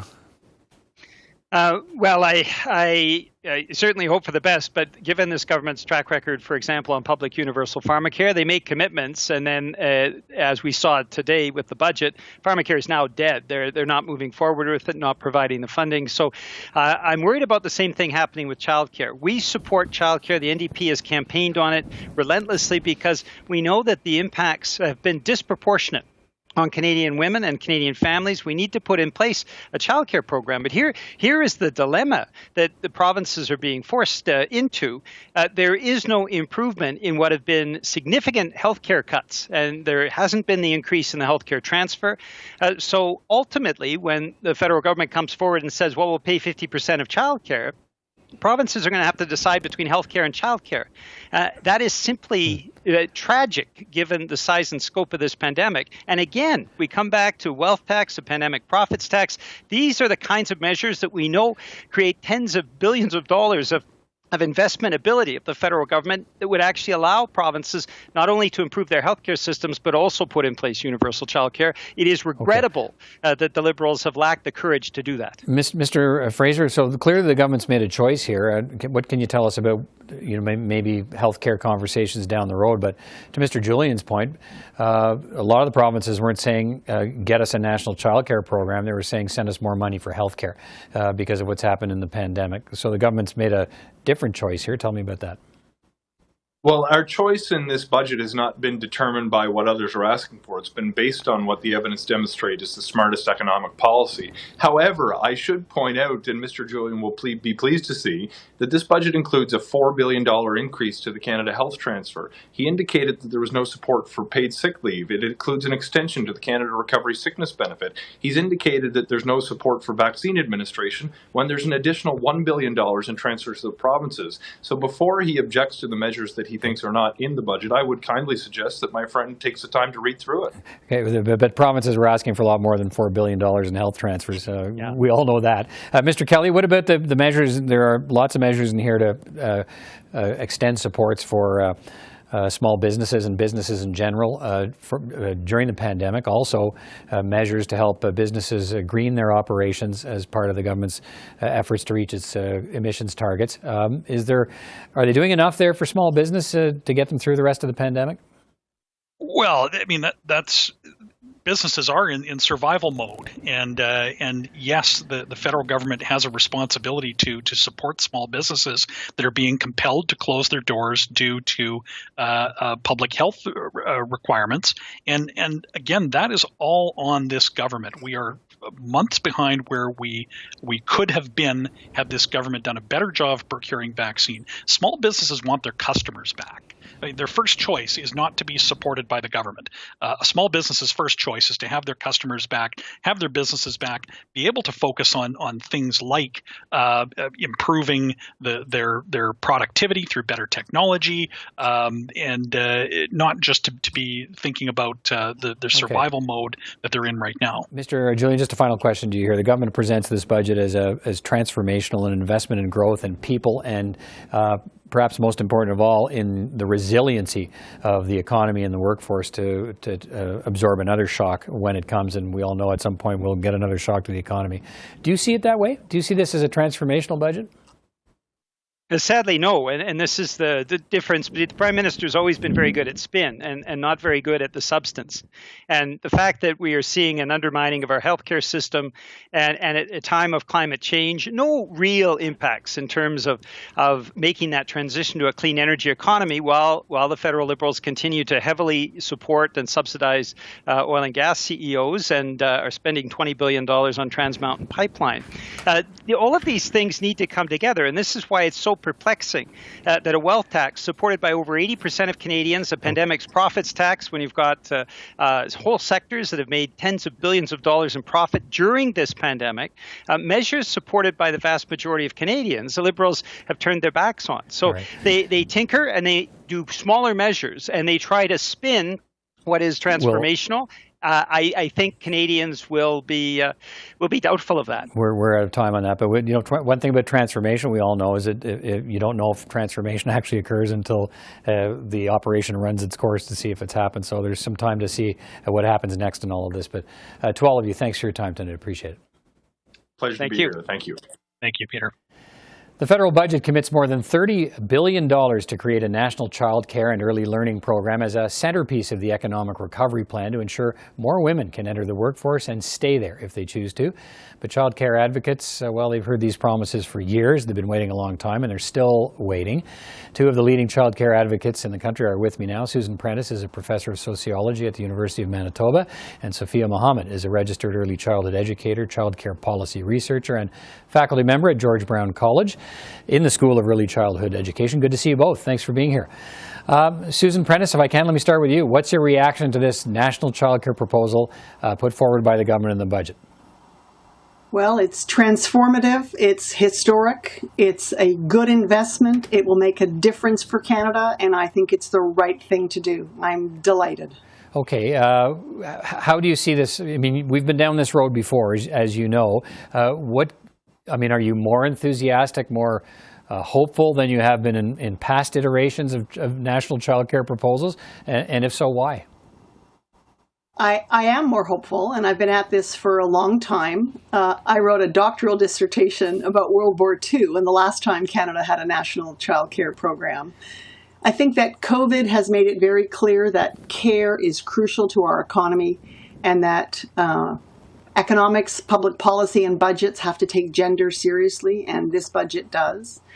And I think that we've seen very clearly that everybody depends on someone who depends on childcare, and the federal government is about to put some meat on that understanding. Sophia Mohammed, let me hear from you. What's your reaction to what you heard today? So I think, being relatively new to the childcare sector and hearing for the first time Minister Chrystia Freeland making this commitment as a woman and saying, we're going to get this done, gives me a lot of optimism and hope. And we know that this investment is a historic one. It's one that's been called on for many years. It's a generational investment, and as advocates, we're really looking forward to seeing it coming into play and seeing what cooperation exists between the provinces and territories and Indigenous governments and the federal government as well. We've heard this argument about whose jurisdiction it is. And I know that a lot of families get tired of hearing that. They just want to know about child care options, and not everybody favors a national child care program, but a lot of people do. So I guess I'm wondering, Susan Prentice, what are the key roadblocks now to making this happen, do you think? Well, the devil will be in the details, as it always is. The federal government has committed to negotiating with provinces, territories, and Indigenous governments. So the terms and conditions will be very important. But we have some clear signals about what Ottawa thinks is important. We're talking about affordability, accessibility, quality, very importantly, a commitment to not-for-profit services.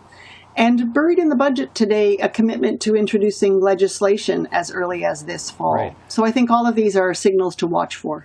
There is talk, Sophia Mohammed, of an advisory council to launch these discussions. And as Susan Prentice points out, legislation in the fall, which for a lot of people seems like a marker the government's putting down about timetable. But what concerns you about how this could come off the rails? I think, we need to look at this as a time for provinces and to have an opportunity for provinces and territories to make a huge difference for families in terms of affordability and accessibility, with the feds paying a part of the bill. And we need to be sure that, this money is being directed, like Susan said, to the not-for-profit sector in terms of building capacity, not just for now, but for a long-standing commitment, for funding the systems, and also for addressing the wages and working conditions of educators across the country. Because we know that a high-quality early learning and childcare system can really only be achieved by ensuring that our educators are fully supported. And we're hoping that this budget does lay that groundwork and lay that foundation. You've both talked about some of the language in the budget today. It says it will be primarily not-for-profit program. Susan Prentice, does that concern you at all? Does that suggest wiggle room there, or do you think that suggests emphasis? Well, I hope it's stronger than emphasis. I hope it's a commitment. I live and work in Manitoba, and here in Manitoba, we have the second lowest fees outside of Quebec. If you have a baby in a not-for-profit childcare center in Winnipeg, you pay $30 a day. It's 2.5 times higher in for-profit childcare. And that's not because the staff are being paid worthy wages. So we know that as a system, we need to be moving not only supporting a not-for-profit system, but moving to even more public services. And I very much hope those are part of the conditions in Ottawa's transfers. The finance minister makes the case for childcare, Sophia Mohammed, as we've sort of touched on, a major economic driver. That's in some ways setting aside the social piece, because sometimes that comes under fire. If you talk about it as an economic driver, the effect that could have on the economy. So tell me a little bit about that. What effect could a robust national childcare plan have on job creation in this country? And I suppose in the context of what have we lost because of the lack of a national program? I think the pandemic has laid bare that the care economy is essential to our recovery and essential to ensuring that we are building back better, like the federal government likes to say. And we know that childcare is essential for women's labor force participation. But the budget also highlights that, it's going to ensure that more women can get back into the workforce. And we know that when childcare is affordable, accessible, and flexible, more women are going to be participating in the labor force. And when we take that away, and when we saw that, childcare centers and schools closed, we saw that women did predominantly, more so than men, drop out of the workforce to take on those care roles for their families. So by supporting, growth and capacity building in the early learning and childcare sector, we're seeing that investment in the economic rationale of more women in the workforce. Yeah, the last number, just to follow up on that, the most updated number I saw, and it may have changed, was 16,000 women dropping out of the workforce during the pandemic. Susan Prentice, what's the right national model?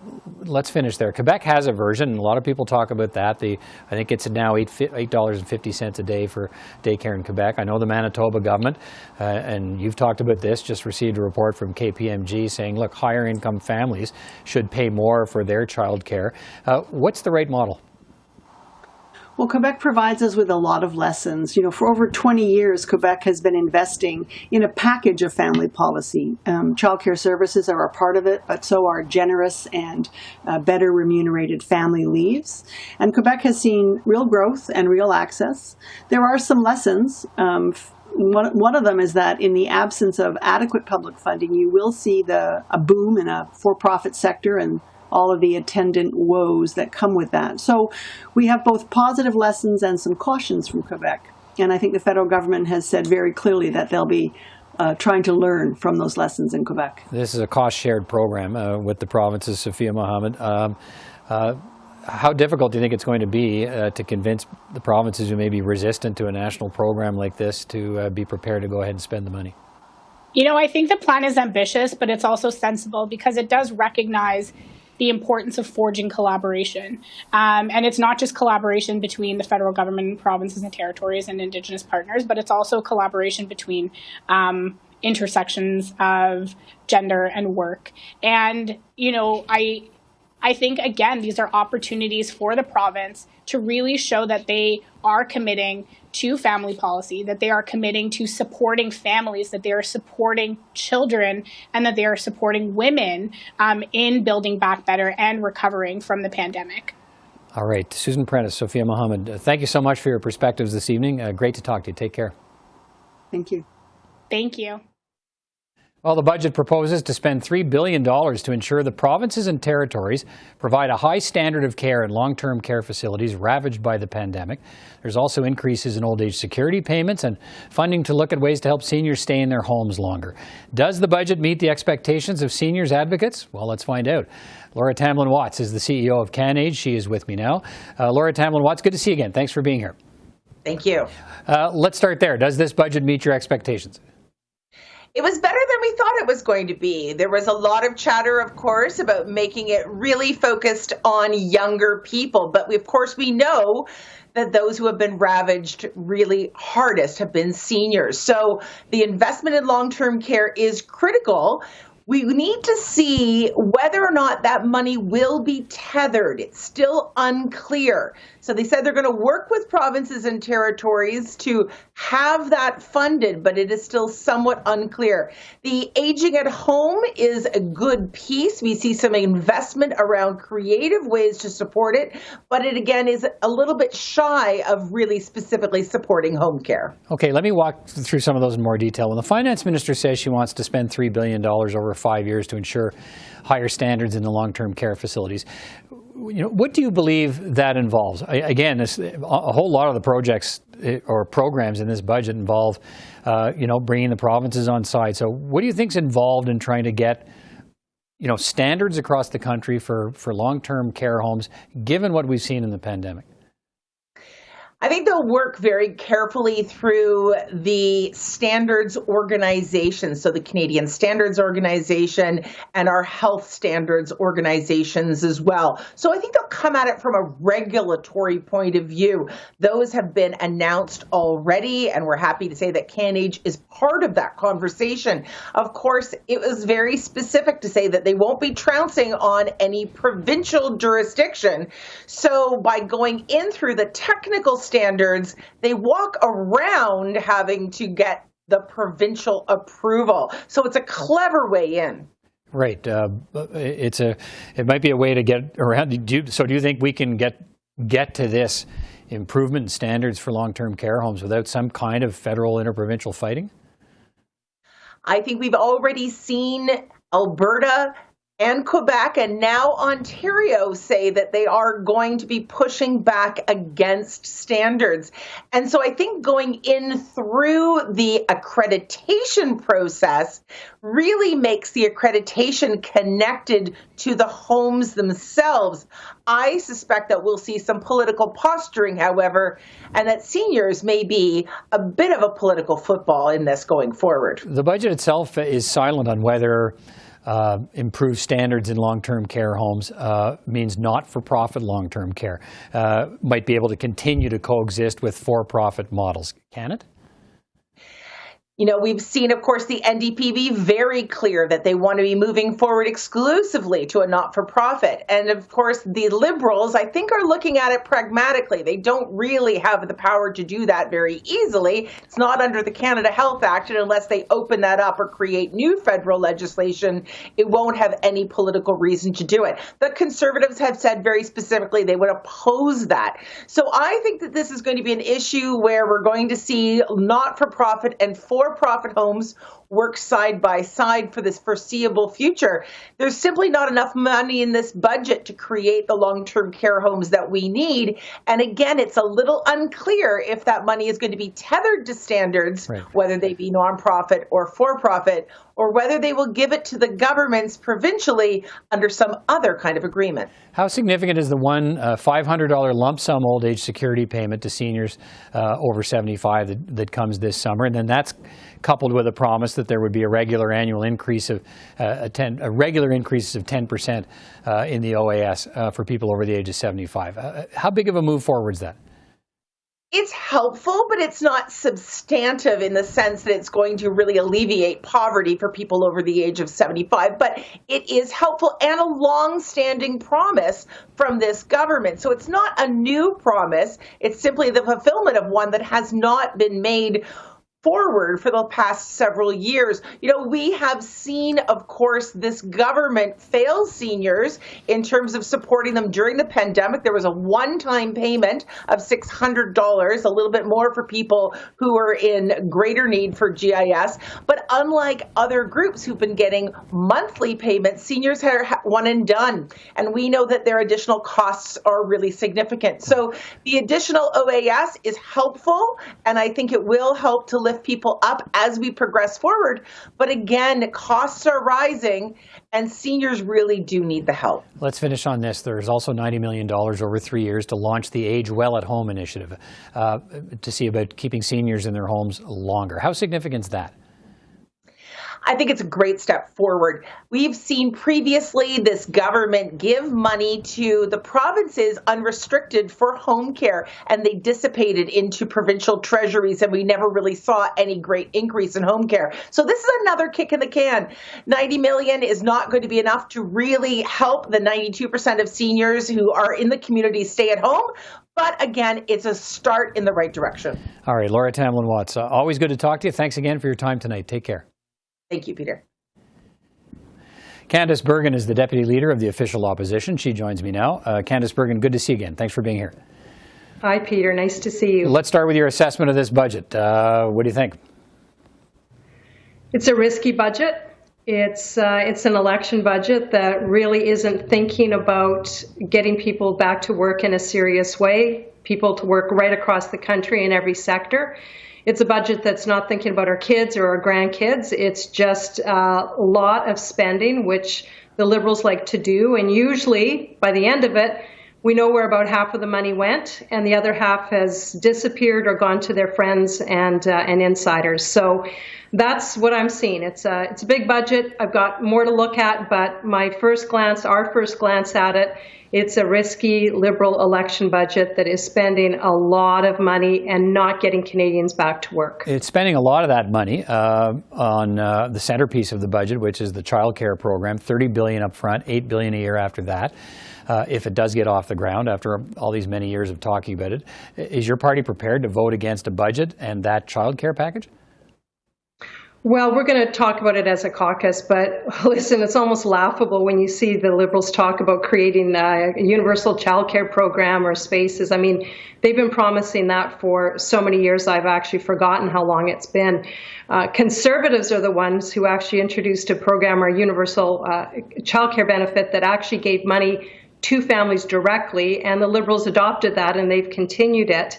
So I don't trust the Liberals when it comes to childcare. I don't trust them to respect that families have different needs based on where they live, based on if they want maybe other family members to look after their children, if they want to be having some creativity with childcare. The Liberals don't ever seem to respect that. For them, it's kind of a one-size-fits-all. And they talk about spending this money and creating spaces, but there really is no plan. My understanding is they haven't even talked to the provinces about this so-called childcare plan. That's all still. I mean, a lot of the measures in this budget hinge on conversations with the provinces about areas of provincial jurisdiction. But on the childcare piece, how concerned are you that voting against that plan? I mean, the government portrays this plan as, look, it's not just a social plan; it's really an economic plan. 16,000 women dropped out of the workforce during the pandemic. We need to give them options to get back into the workforce and stay there. So, if voting that idea down, how concerned are you that costs you votes with working women? Well, we're talking to women directly. I can tell you, I'm whether it's on Zoom or I've been able to in Manitoba go out safely, meet with some small businesses, women entrepreneurs, women who've had to be at home now trying to teach their children school lessons while at the same time working, and women have borne the brunt of this pandemic. But the Liberals have failed to deliver previously in supporting them where they needed to be supported. I mean, we've seen this before with Trudeau. He's a lot of talk on feminism, a lot of talk on respecting and supporting women, but it's his actions that are speaking louder than words. So I think that I know you're going to see a plan from Conservatives that will once again respect and value the work that women do, and value the fact that women want to have choice when it comes to childcare. Families want to have choice. families don't want the government telling them what to do. And then again, these are the same women who care about their kids and they're thinking about their grandkids. And I'm hearing from moms and dads who are very concerned with this massive spending when there is no plan and no fiscal way to get back to any kind of responsibility. And we're still seeing small businesses shutting down. You know, Bay Street's doing fine, but I can tell you Main Street in a lot of our ridings are not doing fine. Main Street is shutting down, and the Liberals disappointed them with no plan for today and for sure no plan for the future. So all of this is happening, of course, in the context of a likely election in the months ahead at some point in the not too distant future. So you're saying Conservatives will be coming out with their own childcare plan soon? You will see a childcare plan from Conservatives. You know, we're also in the context, and this is what most people are consumed with right now. It's the third wave of a pandemic.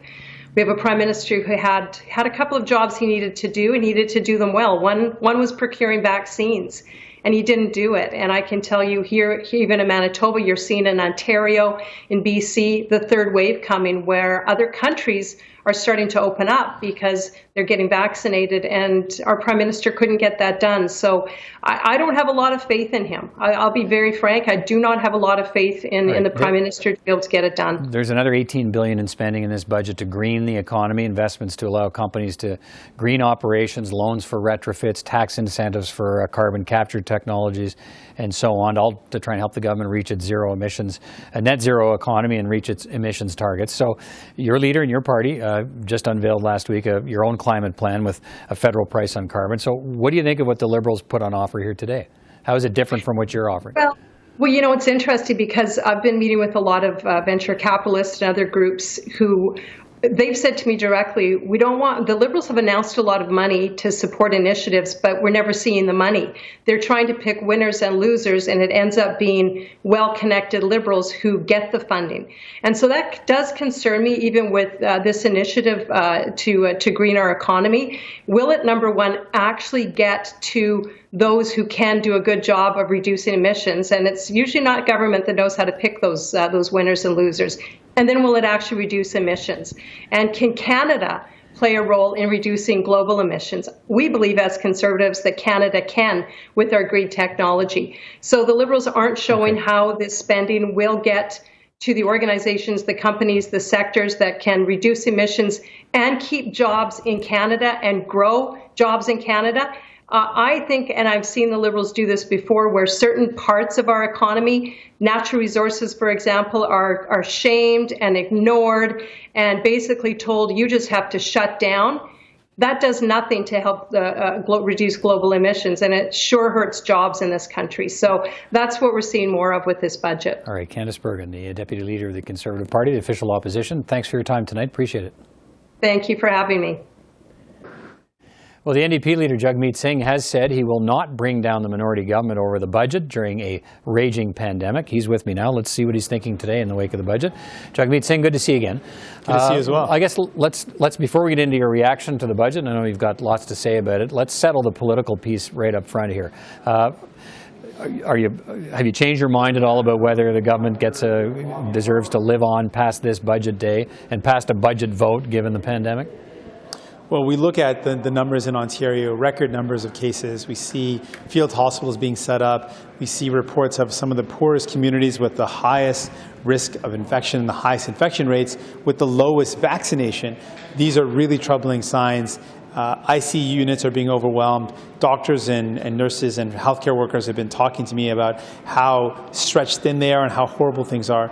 Given that context, as Canadians have said when asked the questions, it would be unsafe and it would be unfair to have an election right now. And so I absolutely agree. In fact, I would add it would be irresponsible to hold an election right now, and that's why I've made it very clear I will not be triggering an election. It would be the wrong thing to do. What form will that demonstration take? Because there's a difference between supporting the budget to keep the government alive and deciding perhaps to abstain from the vote, which might end up having the same effect if there aren't enough opposition numbers in the House to vote no confidence in the government. Can you tell us what tactic you're going to take? Well, I can tell you that you're absolutely right in the sense that there are many ways to critique and to raise concerns about the budget, and we will be open to using those. And we will continue to apply pressure to say we need better access to paid sick leave. We need to see real commitments to getting vaccines to the people and the communities that need it most. We want to see universal pharmacare. We want to see a tax on the ultra-rich so that we can contribute back to society and invest in people. So we'll reserve how we continue to apply that pressure and to critique the government, but I can give people the confidence and the reassurance that New Democrats and myself as leader, we will not be triggering an election. It is the wrong thing and the irresponsible thing to do, but we'll keep on fighting for people. Okay, to be clear, absent a raging pandemic, would you vote against this budget? Well, I could tell you that there's some deep concerns I have. And the biggest concern I have is that the question that's on a lot of people's minds coming off of one of the worst years ever, people lost jobs, lost businesses, people lost their life. They wanted to answer the question, who's going to help pay for this pandemic? Who's going to pay for the recovery? And the Liberals answered that question. They said, well, it's not going to be the ultra-rich. Despite the fact that the ultra-rich in this pandemic have grown their wealth, have become wealthier, have become richer. The richest Canadians, the richest billionaires increased their wealth by over $62 billion. Despite all of that, the Liberals have failed to show the courage and have frankly failed to choose to make the richest, the ultra-rich, pay their fair share, which means naturally then, as a consequence, that families are going to pay the price, and that's wrong. And so I'll continue to raise that concern and continue to fight to say that we've got to invest in people by making the ultra-rich pay their fair share, invest in pharmacare, and make sure we've got a healthcare system that covers people when they need it. This pandemic has shown the problems, and we need to fix those. What do you like about the budget? Well, one of the things that we fought long and hard for is that there needs to be an approach to systemic racism that includes better data collection. And I have to acknowledge that the Liberals did put that forward in the budget, and it does cover some of the real important steps required to make sure there's better data collection so that we can get at the root causes of some of the systemic racism that exists in various structures and systems. So that's a good measure. But in general, my concern is that the Liberals have said a lot of nice things in this budget. They've signaled a lot of good things. Problem is that they've done that before and then they break that promise. They promised childcare for 27 years and have broken that promise without any hesitation. They recently promised universal pharmacare in 2019, campaigned on it in the throne speech, promised it again, yet have completely walked away from it. So that's a recent example of how easily the Liberals will make a promise and then break it. So that's really my bigger concern, that some of these things are good, some good announcements, but the Liberals have broken their promises despite making good ones. Do you see this? What we're up against. Do you see this as effectively a campaign platform from the Liberals? And I think we're hearing in your reaction tonight the message you're going to take to the people, because I suspect we're going to have an election before we get something different as a campaign option and platform than what we heard in the Liberal budget today. So are you happy to go to the hustings fighting that budget as their campaign platform? Well, I just want to fight for people, and I want to fight the fact that the Liberals say one thing and do another. And so whatever they promise, whether it's in this budget or in a future campaign, that's really the test we want to put to Canadians. Liberals will say a lot to get elected. Do they actually follow through with it? They've said a lot of good things, sure, but how many of those things have they followed through on? One of the things that we've seen in this budget that is a positive sign, investments to clean Indigenous, to make sure there's clean drinking water for Indigenous communities. They made that promise 6 years ago and broke that promise, didn't meet their deadline. That was a choice. Now they're choosing again to make that same promise. They've made promises again and again, and not in the distant past, but very recent as well, and they've broken that promise. And that to me is a bigger problem, and I want Canadians to know you can count on New Democrats, you can count on me to fight for you. We have fought for you, we have won, and we'll continue to do that. All right, Jagmeet Singh, leader of the NDP, always good to talk to you. Thanks tonight. Thanks so much. I'm Peter Van Dusen, and this is CPAC's special continuing coverage of Budget 2021. The Finance Minister has unveiled the Liberal government's first budget in 2 years, the first federal budget from a female federal finance minister, a pandemic budget that prolongs and enhances, in some cases, supports for hard-hit workers and businesses, and promises hefty social spending to spur economic recovery when the pandemic ends, including $30 billion plus for a national childcare program.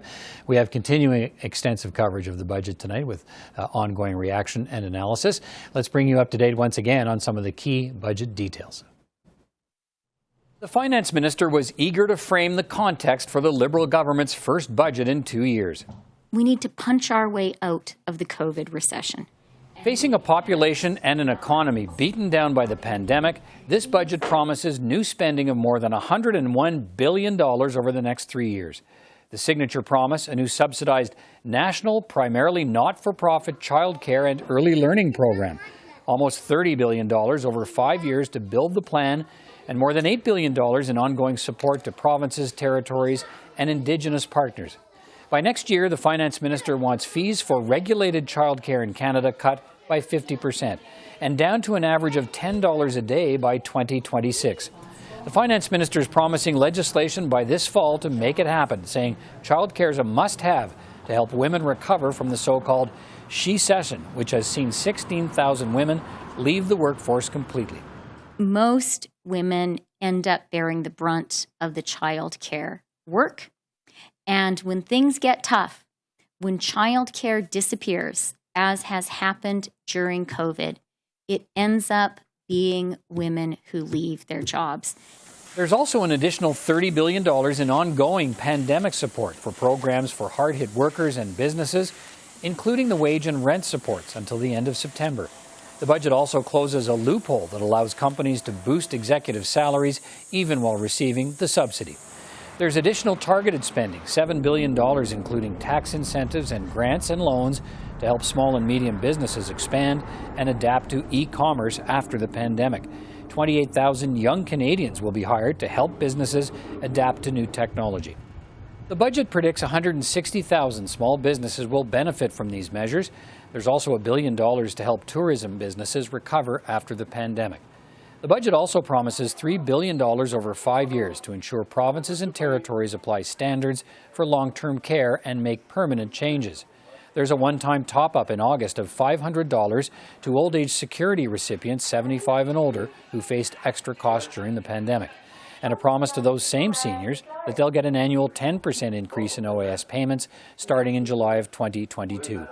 The budget also promises legislation to implement a $15 federal minimum wage. There's nearly $9 billion more over 6 years to enrich the Canada Workers' Benefit for another 1 million low-wage employees.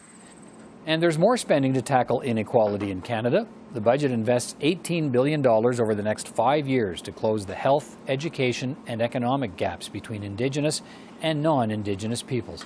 $300 million will go to funding Black-led initiatives to fight racism and support Black-led nonprofit organizations.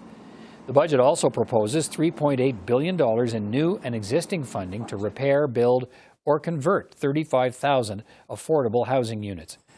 And as expected, the budget promises more than $17 billion to green the economy and help meet more ambitious greenhouse gas reduction targets, including 10 years of 50% tax cuts for businesses that make zero-emissions technology. There's money for interest-free loans for retrofitting existing commercial buildings and 200,000 homes in an effort to create a vibrant retrofit industry. It also includes a new investment tax credit for carbon capture technologies to cut emissions by 15 megatons each year. There are no measures to cool Canada's red-hot housing market other than a 1% tax on vacant residential property owned by non-resident, non-Canadian owners. That starts next January. And the budget proposes a sales tax of 3% of revenues on digital giants starting next January. That will add $200 million to government coffers next year, $900 million the year after that. There is a new tax on luxury cars and private aircraft valued at more than $100,000 and boats worth over $250,000. That starts next year. Now, anyone looking for detailed timetables for returning to balanced budgets will be disappointed. The budget reveals a deficit for this year of $354.2 billion. For next year, it's expected to be just under $155 billion, but could be up to $15 billion higher than that if pandemic restrictions continue longer than predicted. The deficit drops to just over $30 billion by 2026. The government's fiscal anchor announced in this budget is a commitment to unwinding COVID-19 related deficits and reducing the debt-to-GDP ratio over the medium term. That debt-to-GDP ratio was roughly 30% when the pandemic hit. It's expected to be around 50% through 2026. The government will face lots of questions about whether this volume of new spending is necessary when the economy is already on the road to recovery. The budget makes the case that major stimulus is needed now to build new skills, new jobs, and a new resiliency for the next economic shock. All right, let's get an independent outside view of this budget and what's in it from Mustafa Askari. He's the chief economist for the Institute of Fiscal Studies and Democracy at the University of Ottawa. He's worked as a senior public servant in the Department of Finance and is also a former deputy parliamentary budget officer. Mustafa Askari, good to see you again. Thanks for taking time to speak with me. Thank you very much. It's my pleasure. The finance minister describes this document, this big document, budget that builds and invests in the future, that these multi-billion-dollar investments are all investments in jobs and growth. How do you see it? Well, I think the way we are looking at this is there are three parts to this budget. One part is about COVID-related relief measures, which is still quite significant. And the second part is, yes, there are some measures that have sort of some long-term impact, like the childcare benefits that they have provided, and some training, some of the training measures that they have produced and introduced in the budget. So that's this sort of the second part, and then there is a third part, which is especially spreads money all over the place to every group and every demographics, essentially. So, which I would call probably that would be mostly a preparation for an election. Right. Okay, so you see this primarily as a spending document, not an investment document, and what's the difference? Well, I mean, the investment document would be the kind of a long-term investment. I mean, childcare is one of them. I guess you can argue that, childcare is a long-term investment, and that's fine. But there isn't really a lot in the budget about those kind of things. And I mean, there is an issue of the National Infrastructure Assessment, which they have provided some money for the Infrastructure Canada to essentially start that process of the infrastructure assessment, which is a good thing to, because it would prepare the country for a more sort of the planned kind of an infrastructure investment, which would help making the infrastructure investment more efficient and effective over time.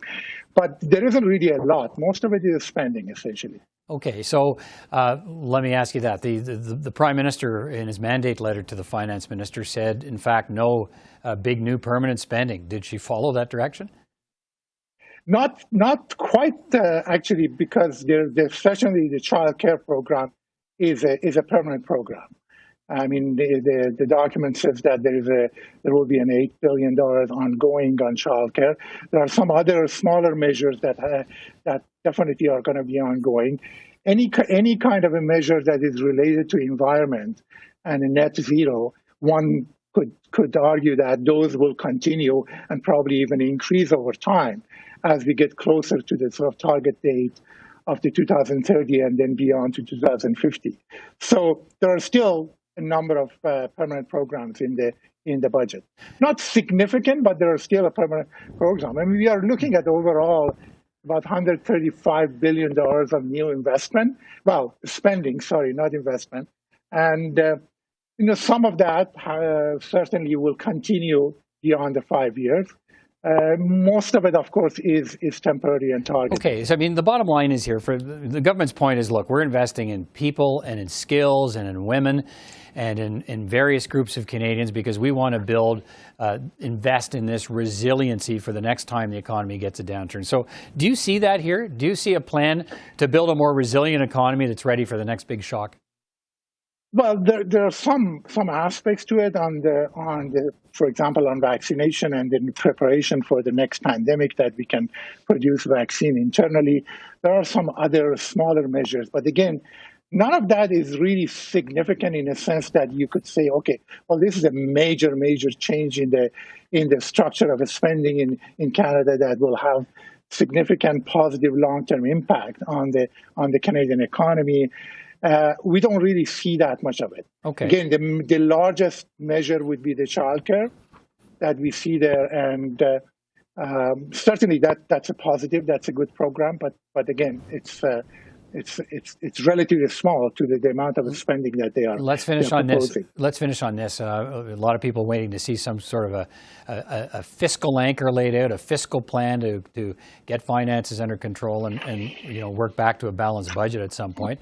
That's not here. What's missing from that? Well, I mean, there is a sort of a soft fiscal anchor that they show that the debt-to-GDP ratio declines over time, very slightly, not significantly, going down to just under 50% after 5 years, and the deficit-to-GDP ratio also declines over time. These are very soft anchors, especially in the current context. In the current context, when we are running the deficit of $345 billion, and our debt, public debt, is growing to close to $1.4 trillion by the last year. Yeah.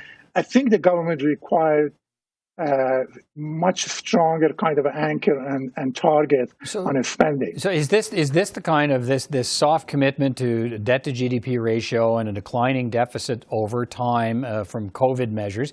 Is that enough to reassure international credit agencies, international investors? Are they going to like what they saw today? Probably not. Yeah, you're right. I mean, there is going to be an issue in terms of credit agencies, whether they see significant increase in spending and whether this is going to be sustainable or not. I think I've run some quick sustainability assessment in the long run sustainability assessment today, and I think over a 75-year horizon, which normally the PBO uses that, they're still sustainable. Meaning that over time, over a 75-year horizon, debt to GDP ratio will decline and eventually will disappear. But again, there's a lot of risk to that. Yeah, because, a lot of uncertainty. A lot of uncertainty to that. Okay. And because even the numbers that they are showing right now for the debt to GDP ratio is really based on relatively, to me, optimistic revenue projection and the spending projection over the last 2 years, especially on the operating expenses of the government, that is essentially flat. All right. Okay. Thank you so much for your perspective, Mustafa Askari. Always good to talk to you. You're very good. Thank you very much. My pleasure. Well, our panel of parliamentary journalists have been poring over the budget documents today. Let's bring in Susan Delacourt, columnist with the Toronto Star. Joël Denis Bellavance is the parliamentary bureau chief for La Presse, and John Ivison is a columnist with the National Post and parliamentary bureau chief for Post Media. Good to see you all. Susan, let's start right at the top here. What's your take on this budget? So the first thing that leaped out of me, beyond how big it is, massive, huge thing, is how much is dependent on this Prime Minister talking to the provinces. I wrote, I hope he liked all those conversations he had with premiers over the last year, because on childcare, on pharmacare, on long-term care, on health care, he has basically sort of set the table for a never-ending First Ministers' Conference. Joël Denis, what about you? What's your take?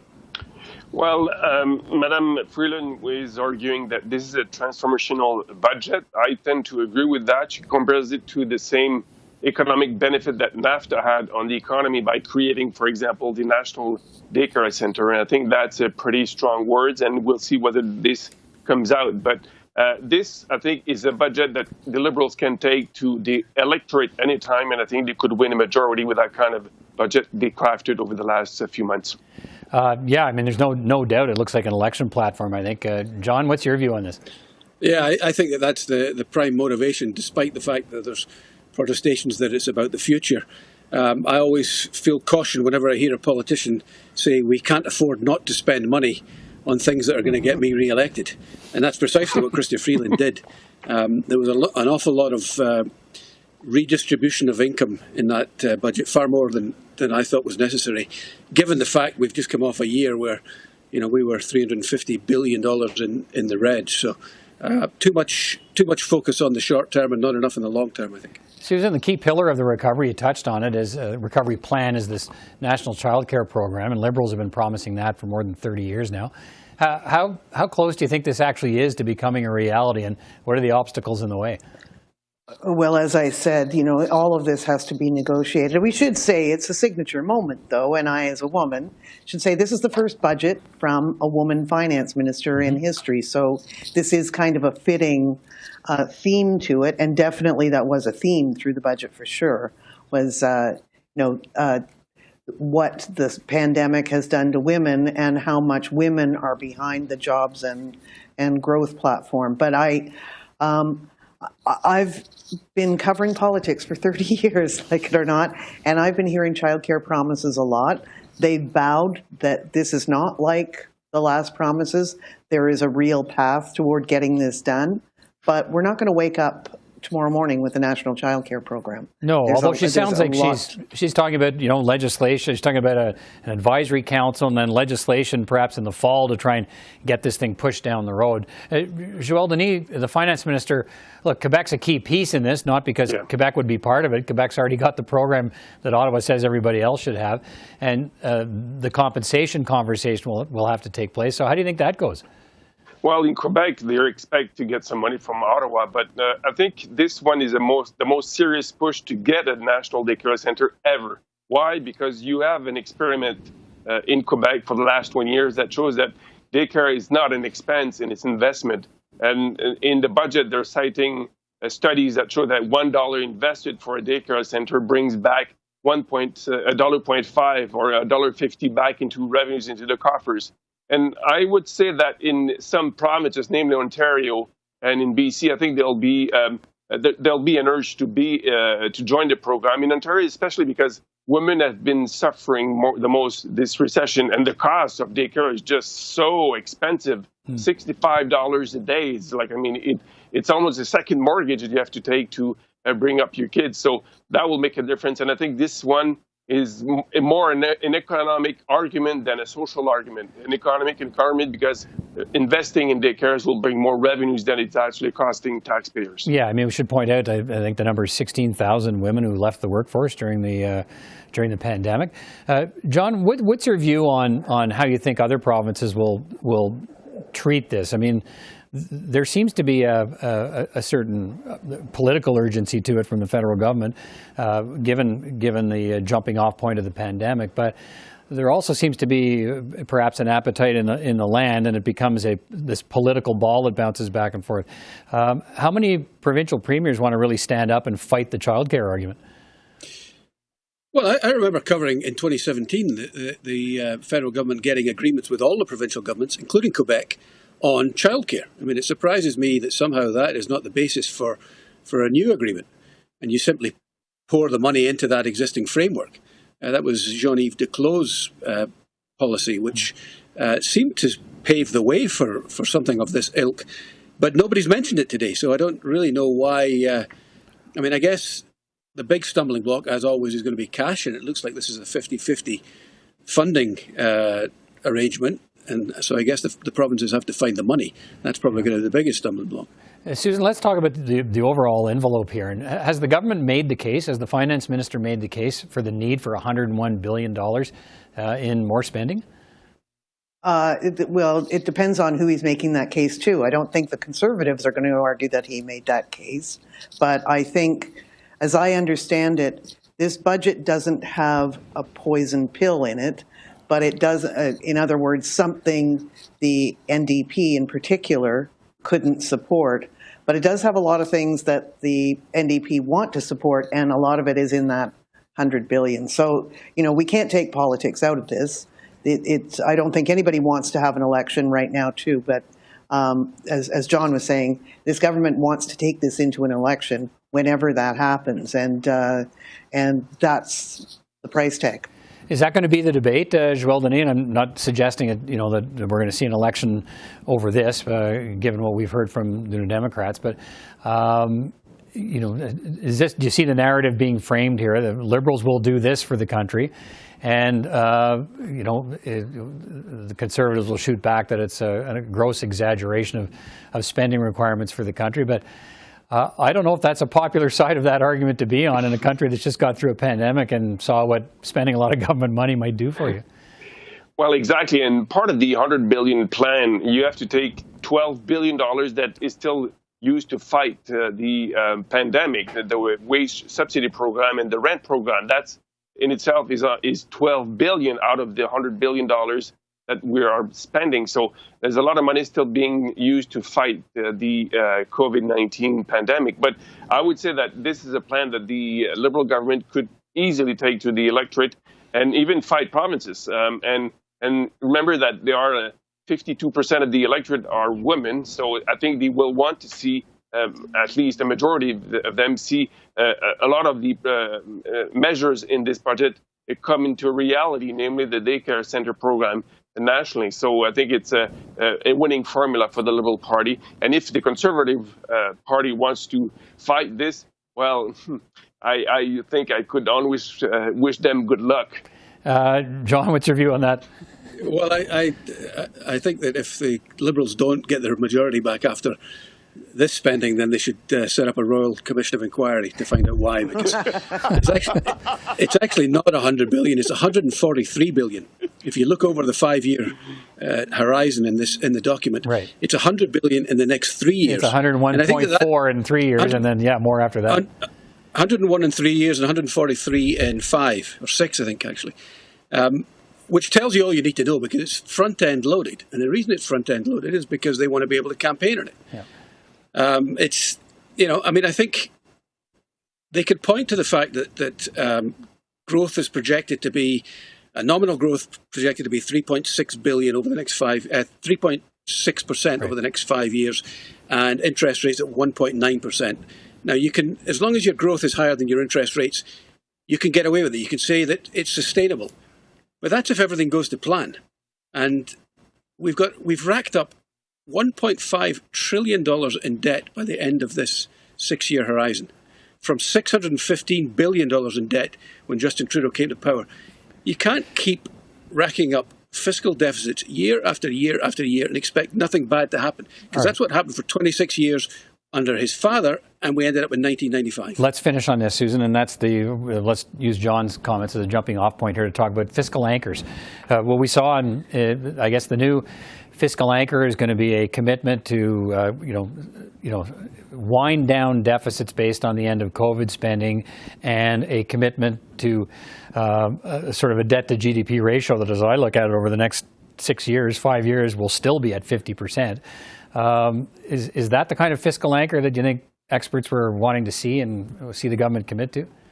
I think they insist that it's not out of line with anything you're seeing in any other country, that, that we can't compare ourselves anymore to even 1995. We've got to see where the rest of the world is in this pandemic. 5 years is a long time down the road.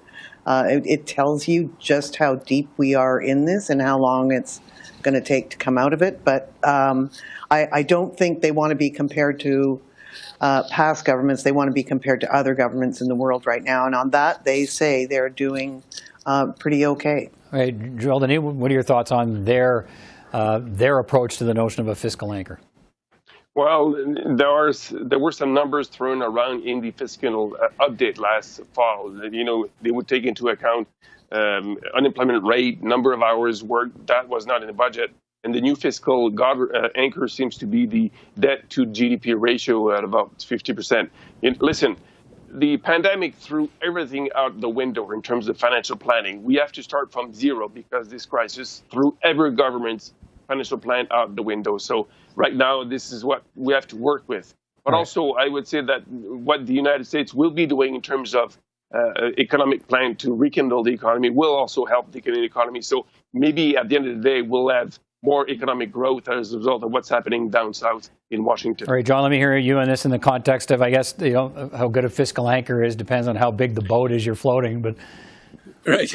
Well, I think that many people would have preferred to see, and David Dodge suggested this, and so did Mark Carney, actually, the idea that you link your debt servicing costs as a proportion of your revenue, and you keep it below 10%. Mm-hmm. And they just about do that, even in the furthest out years. They don't go above that. But there's not a lot of room there if there was a shock of some kind. And of course, anybody who thinks there can't be a shock, well, maybe there'll be another pandemic. All right. Listen, thank you all for your perspectives on this tonight. Good to talk to you. We'll talk again. Take care. Thanks, Peter. Thank you, Peter. Goldie Hyder is the president of the Business Council of Canada. He joins me now. Mr. Hyder, good to see you again. Thanks for taking time tonight. Thanks for having me. Look, I think it's fair to look at this budget as kind of really two budgets. The one that continues to support Canadians through the pandemic with ongoing support programs. And the second part is really about a government taking a broader long-term role in social and economic programs. So what's your reaction to what Chrystia Freeland has put before the country tonight? Well, look, to your point, these budgets, as you know, Peter, get done quite a bit earlier. They're probably translated and bound and ready for production. And along the way, these variants have really taken a hold of our lives here. And so she had to find a narrative to be able to reflect to Canadians that she understands that this moment and what they're going through right now is very real, and to address that, and as she put it, to finish the fight with COVID. I thought she did a good job in finding that balance, because it would appear to have been tone deaf if the whole budget was about reimagining Canada and looking down the road 5-10 years. So I thought that was something that clearly they had to adjust over the course of the last 3 days or so, and they managed to do that. Now let me just say, from a headline perspective, I've been saying that basically it took Canada's first female finance minister to do what no man was able to do before, which is bring about a very legitimate childcare program that is not just a social program. It is very much an economic program. I see this as a true win-win-win all around. Everybody wins. Kids win, families win, employers win, governments win, because the truth of the matter is, on childcare, most of this money that's being invested is paid back through productivity gains and taxes and so forth. So you've been at this. You've been at this a long time on the policy side here, and your connections run far and deep in the country. What's your sense of the timing of, because we've all heard about childcare programs in the past. Yep. How much pressure is on provinces now to say, okay, look, it's a 50-50 cost sharing thing. It's being driven by the federal government. They want to set to a large extent the rules. Are provinces, do they need to be ready to accept that now? Yeah, it's going to be pretty difficult for them, Peter. I mean, this being Canada, there will always be some, back and forth between the federal government and the provinces. We've seen that play out for the last 13 months, in some cases horrifically so.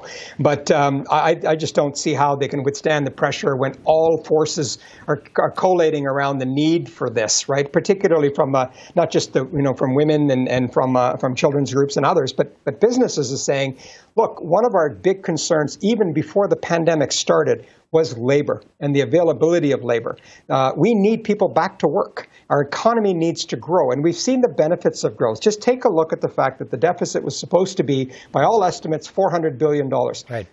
It's not only 354, but it's dropped down to 354 billion. Growth made that possible. So if we get people back to work, growing the economy means we can afford these programs. So before the budget, you had respectfully cautioned the finance minister against a Build Back Better budget that emphasized a bigger and more implicated federal government rather than economic growth and competitiveness. So I guess I'm wondering whether you think Chrystia Freeland found that balance and accepted your advice. Well, look, I think it's too early to say. The execution and the implementation certainly matters. But when you think about it, this really wasn't a stimulus-oriented budget, which is what we were cautioning against. Going to the traditional stimulus, just trying to get people to spend their money. We don't need to do that. People are ready to spend their money. They've got a lot of money to spend. Jobs have come back in the last 3 months well in excess of what was forecast. So I look at the $100 billion spread out over 3 years, by the way, which is also a good sign that there's actually a plan here. As investments. We believe in the child care program. We've been advocating for it for some time. We believe in the green economy agenda here, where they put aside some incentives, but also some cash for things like carbon capture, which is really important for the energy transition to take place in a responsible way. So I think there's reason to be optimistic, but as I said, everything is in the execution. Yeah. I'm a little more worried on the deficit and the debt side, though, Peter. Yeah, where does that? Let's go there. Where does the budget come up short in your view?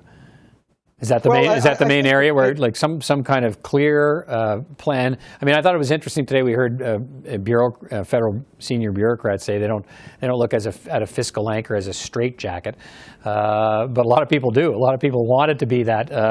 So, what's your view on the long-term plan, the long-term fiscal plan? Do you see one here? Well, let me tell you, the business looks at the fiscal anchor, and investors and investment community looks at the fiscal anchor. So I thought they let themselves off the hook here. I understand how politics works with the best of them, but we could have been a little bit more ambitious on this. The fact that they chose to go with the traditional debt to GDP ratio is a bit of a free pass for the next 5 years. 5 years from now, we're still going to have 49% of our debt to GDP ratio, which excludes the provinces. We're still going to have a $31 billion deficit, assuming the growth meets the targets that have been set. So there is risk there. And the other risk, of course, Peter, floating out there is the issue of inflation. People don't talk about it enough, but if you know your history, eventually inflation is going to come. And are we ready for that, or are we going to find ourselves cutting programs that we just created? And that's why we're so focused on the need for growth. Growth is an ally for business and government and for Canadians. All right, Goldie Hyder, thanks for your perspective tonight. Good to talk to you again. Take care. Great to see you, Peter. All the best. All right, let's get some provincial reaction to the budget now. We'll hear from the Premier of Nova Scotia and the Finance Minister from Manitoba.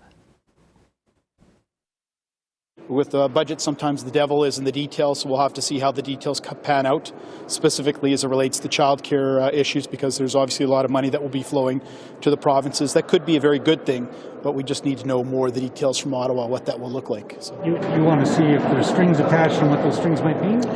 Yeah, I think we need to get more details on it. The plan is to reduce parent fees to about $10, obviously. I think for the younger kids, the 1 through 2, I think it's for the most part about $30 a day, about $20 a day for kind of kids above 2 right now here in the province. So that will make it more affordable for Manitoba families, which is really important. But we need to know a little bit more details on it. And it is budget day, so those details will be coming forward with it. So we think that's a positive thing. But again, we need more details to see what the announcements will be and how the money flows and when it flows. I've just had an opportunity to see the high-level numbers in the budget, in the federal budget. I'm pleased with what I see. There's a lot of alignment in my priorities around rebuilding an inclusive economy, equity, and environment. So there's a number of initiatives to advance the green economy, which are positive. The highlight is the childcare investment that is, I think, very substantial, and I've asked the Department of Education to look at how we can leverage that opportunity for us and build on our pre-primary program so that we can accommodate 3-year-olds, 2-year-olds, and look at what our opportunities are to ensure that more women especially can enter the workplace. There are a number of initiatives around entrepreneurship for women and African Nova Scotians that I want to see more details on that look positive. There's some good local initiatives around sectors like the wine sector, which should benefit Nova Scotia, small craft harbors, things like that I think are good for Nova Scotia. I didn't see significant funding for what all premiers have been asking for around the Canada Health Transfer. That would have been nice to see more of an increase. We all want to see the federal government step up more to provide funding for healthcare. So that will be a continued ask from all premiers, which I support. But overall, it's a positive budget that hits on my priorities that I've mentioned. All right, during the virtual budget lockup today, the Finance Minister met with reporters to take their questions for about 30 minutes. Here's that virtual news conference earlier today with Christopher Freeland. My first question, I assume I get a follow-up, is you say in the budget that with current low interest rates, these spending announcements are affordable and that it would be short-sighted not to make them. What's your response to those who say these low interest rates may rise sooner than you think, leaving the government and future generations with much higher debt costs? Thanks for the question, Steve. So let me offer 2 answers. First of all, we have a very prudent debt management strategy, and we have been moving our debt into longer maturities. Before the pandemic, 15% of the bonds issued by the government were issued at maturities of 10 years or greater. In 2020, government allocations of long bonds rose to almost 29%. In this budget, we are proposing to increase that proportion to over 42%. That is going to lead us to have the longest average term to maturity in 4 decades. So part one of the answer is we understand that interest rates are historically low today, and we're taking advantage of that for Canadians by locking in more of our debt at longer maturities at these low rates. But the second part of my answer, Steve, is I really believe that the greater danger today is not to invest in a strong recovery from the COVID recession and not to invest in stronger, more robust long-term growth for Canada.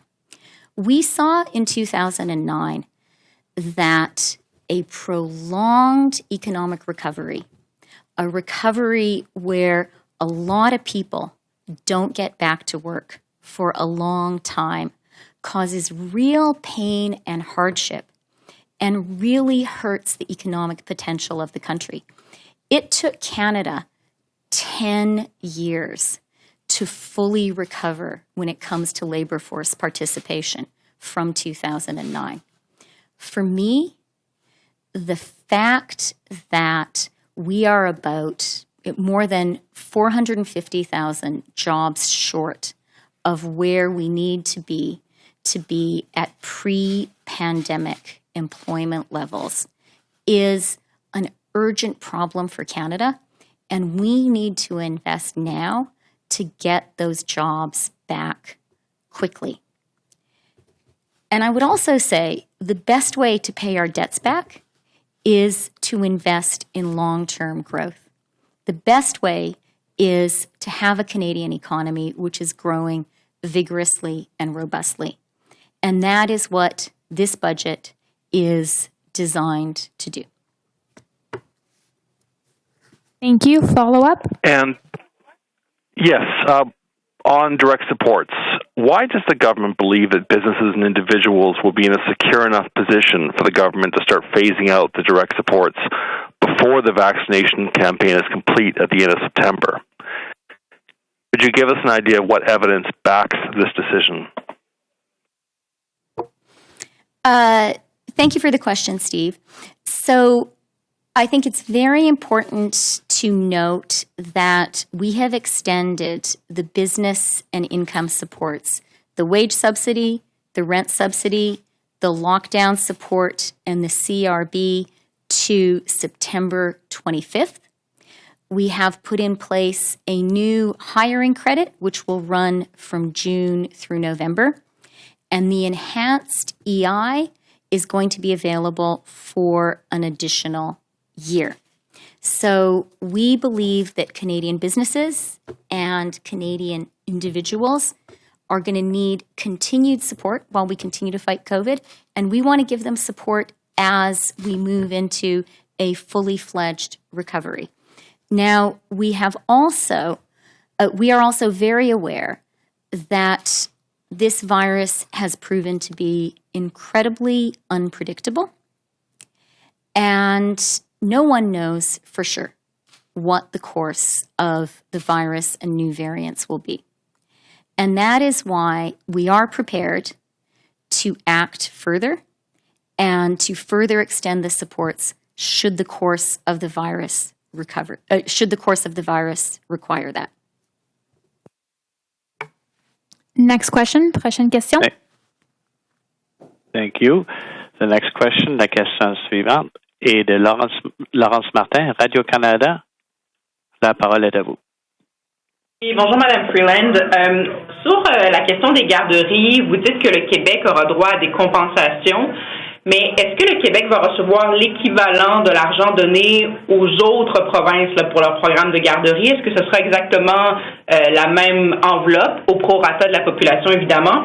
Et est-ce que cette enveloppe devra être exclusivement dépensée pour les garderies? Ou est-ce que le gouvernement du Québec pourra faire ce qu'il veut avec cet argent-là?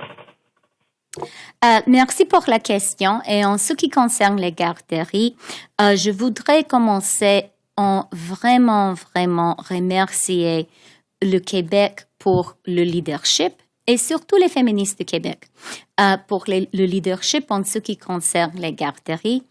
Le Québec vraiment a donné un excellent exemple pour le reste du Canada. Le Québec a démontré que c'est possible et le Québec a démontré que l'impact économique de ce programme est excellent. Alors, premièrement, merci à Québec. Le reste du Canada va suivre l'exemple du Québec. Et évidemment, ce programme va absolument aider le Québec. Et je pense que c'est une bonne chose pour le Québec. Le Québec a un excellent système de garderies, mais ça coûte très cher. Et pour la première fois, le fédéral sera là pour vraiment aider le Québec à maintenir et à élargir ce système. Concernant les détails de l'accord bilatéral entre le Canada et le Québec, on doit parler, on doit discuter, mais je veux assurer le Québec et les Québécois et les Québécoises que ce programme va absolument aider, appuyer le Québec, aider le Québec à élargir ce programme déjà excellent.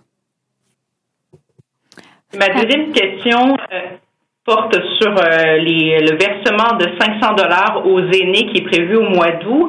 Qu'est-ce que vous répondez aux gens qui voient ça comme une manœuvre électoraliste, qui disent on sent que le gouvernement fédéral veut donner des chèques alors que des élections s'en viennent? Pourquoi ne pas avoir agi plus tôt sur les versements mensuels que vous comptez faire à compter de 2022? Pourquoi pas avoir commencé les versements mensuels en 2021?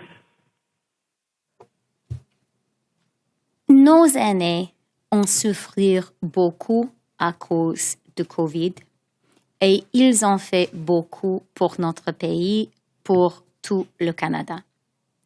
Ils méritent l'aide qu'on va leur donner dans ce budget. Ils méritent l'amélioration qu'on va faire avec l'aide aux gens qui ont 75 ans et plus. Concernant le fait qu'on va donner de l'aide immédiatement, c'est absolument nécessaire. Nos aînés, vraiment, ont vécu une année très, très difficile, un isolement difficile, et cette aide est pour leur aider à vraiment participer dans la vie de notre pays quand on va avoir une relance de notre économie. Merci. Prochaine question. Merci. La question suivante, the next question is from Kevin Gallagher, CTV National News. Your line is open. Hello, Deputy Prime Minister. Why do you need to spend all this $100 billion set aside for stimulus when in your own budget the forecast is actually for stronger economic growth than expected, a whole percentage point, in fact? We're spending... Yeah, are you finished your question, Kevin? Sorry, yes, I am. Thank you. Okay, no problem. Kevin, thanks for the question. The $101 billion our government will spend over 3 years is going to be spent to do 3 things. First of all, we have to finish the fight against COVID, and that costs a lot of money. Extending these income and business support programs is absolutely essential, and it is expensive. But we know the country needs it, and we know that the income and business support programs that have been in place since the beginning of the virus have done their job. They have largely prevented economic scarring, and they are one of the reasons that, as you point out, Kevin, the Canadian economy is already doing better than people forecast. So a big part of the job of the $100 billion, about $30 billion of that money, is to finish the fight against COVID. And, we said to Canadians we would do whatever it takes. We will. That is absolutely essential. Part two is to recover from the COVID recession, and our particular focus is on jobs and on getting those jobs back. We still today have about 460,000 missing jobs relative to where we were before the pandemic. That is a lot of human tragedies, and we believe it is absolutely essential to act quickly to get those jobs back. That is what this budget is going to do. This budget is going to put us on a path to do as we promised to do it in the speech from the throne, which is to have 1 million jobs created in Canada by the end of the year. This budget is going to create 500,000 training and work experience opportunities. From our government's perspective, the fact that hundreds of thousands of Canadians who want a job can't get one today is an urgent issue, and we are acting with the appropriate urgency to get them back to work. And job three of this budget is we really believe that Canada has the potential to grow more robustly and that we need to grow more robustly. And that is why we are making investments that will improve our growth for the long term. Early learning and childcare is one example. This is social infrastructure that has the potential to alter Canada's growth trajectory in the same way that NAFTA did. This could permanently raise our GDP by 1.2%. But it's expensive. It's an investment worth making. The same goes for our investment in the green transformation. I really think that when people look back on 2021, they're going to say this is the year when the world pivoted to a green economy, and Canada has to be there. We have to be in the lead of that transformation, and that's why our government is investing money to do that too. Thank you. For my follow-up, there's been a lot of discussion about how this pandemic has hurt the economy, but specifically for women, the she session, if you will. Now, this she session is mentioned 3 times in the budget, but I'm wondering what other measures there are outside of this large childcare promise that's designed to help women in the workforce. Thanks for the question, Kevin. And let me first of all say, this investment in early learning and childcare is historic. We know that early learning and childcare is expensive if you do it right, and we're putting our money where our mouth is here. We're investing $30 billion over 5 years. This is going to be a transformational social investment and a transformational economic investment. Now, some people said to me when we were in the Ministry of Finance working on this budget, they said, well, you shouldn't really see this as an investment that is particularly about women. It's about all parents. And of course, I agree. It's about all parents and it's about all children. But as a working mother, let me tell you, the reality for every working mother is the sad reality. Most women end up bearing the brunt of the child care work.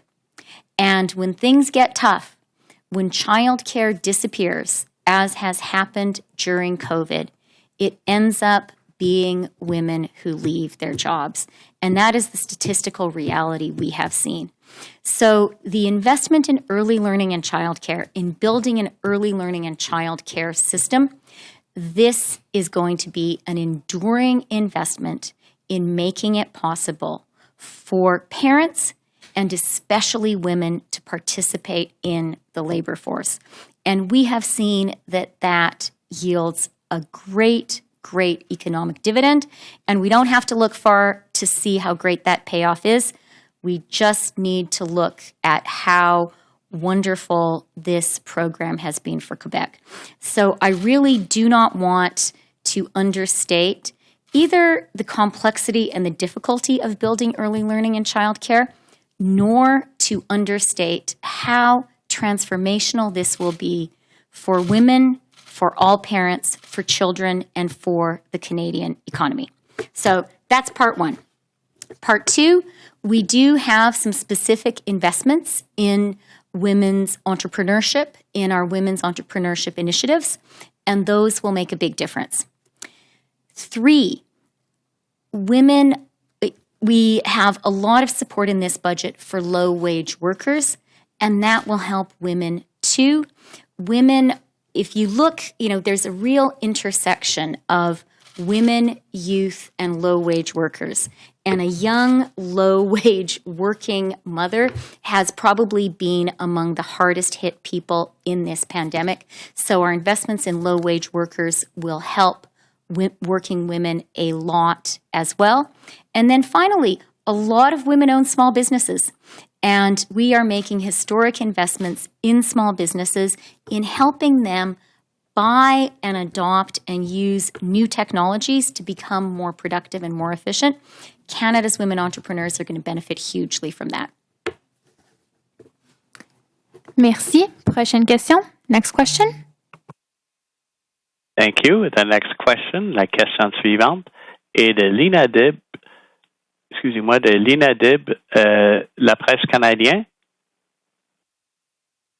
La parole est à vous. Merci. Madame Freeland, bonjour. Je voudrais revenir sur les garderies. Si j'ai bien compris votre réponse à ma collègue de Radio-Canada, vous êtes en train de dire que cet argent devra forcément, quand on aura décidé de à combien s'élève la somme, l'argent devra forcément être dépensé dans les garderies au Québec pour que le Québec ait sa part.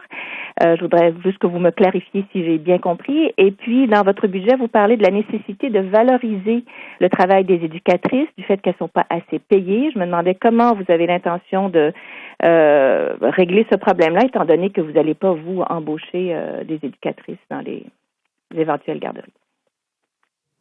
OK, merci. Bonjour Lina et merci pour la question. Concernant le programme des garderies et le Québec et vraiment tous les provinces et territoires, maintenant, le fédéral a dit une chose importante et c'est qu'on est prêt à soutenir les garderies autour du Canada avec beaucoup d'argent. Parce qu'on sait que c'est de l'infrastructure sociale qui est nécessaire et on sait que avoir les garderies, c'est très important pour la croissance économique. Maintenant, on doit avoir des discussions bilatérales avec les provinces pour mieux comprendre qu'est-ce que chaque province veut, de quoi chaque province et territoire a besoin. On a déjà commencé, en général, de discuter avec les provinces et territoires et je veux assurer les Québécois et les Québécoises que ce sera un excellent programme pour le Québec. Québec fait des choses excellentes en ce qui concerne les garderies, mais ça coûte très cher et pour 20 ans, le Québec l'a fait du seul. Maintenant, le fédéral sera là pour aider le Québec, pour aider à l'expansion des garderies. En ce qui concerne les détails, on doit le discuter. On doit savoir et comprendre de quoi le Québec en particulier a besoin. Mais je dois dire que j'espère et je pense que les discussions entre le fédéral et le Québec seront les discussions les plus faciles de toutes les discussions avec les provinces et territoires qu'on aura, parce que le Québec déjà a un système excellent. Le Québec comprend très, très bien ce que le Québec a besoin. Et on sera très heureux d'écouter le Québec et de donner Québec de l'aide pour ce que le Québec pense est nécessaire.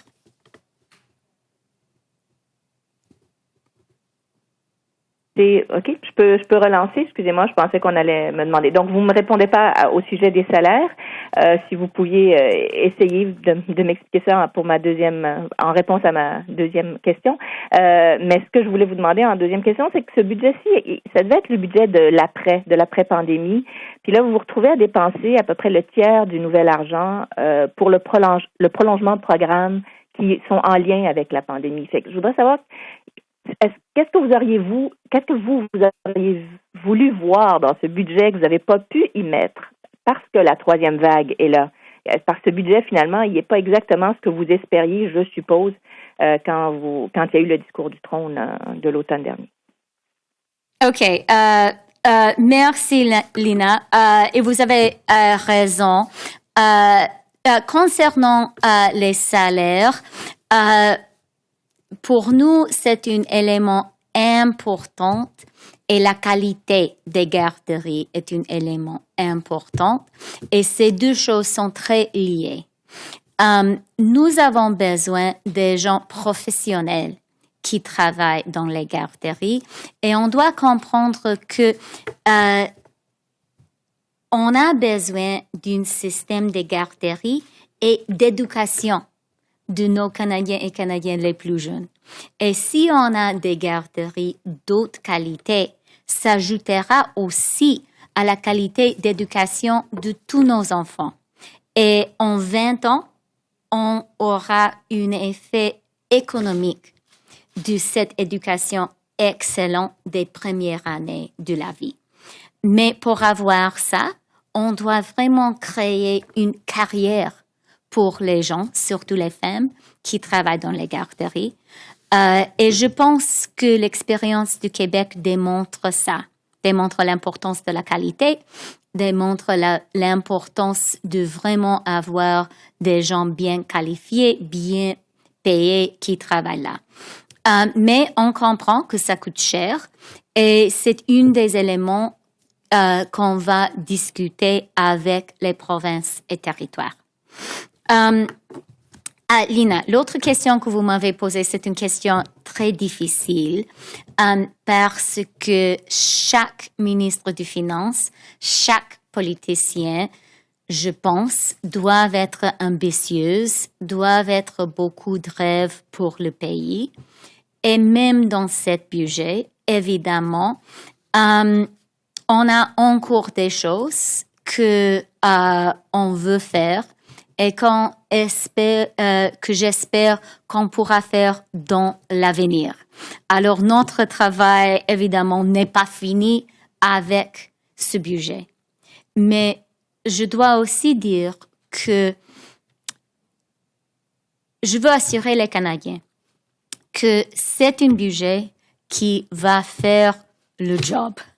C'est un budget qui va vraiment aider nous tous à avoir des emplois, de croissance économique duquel nous avons besoin.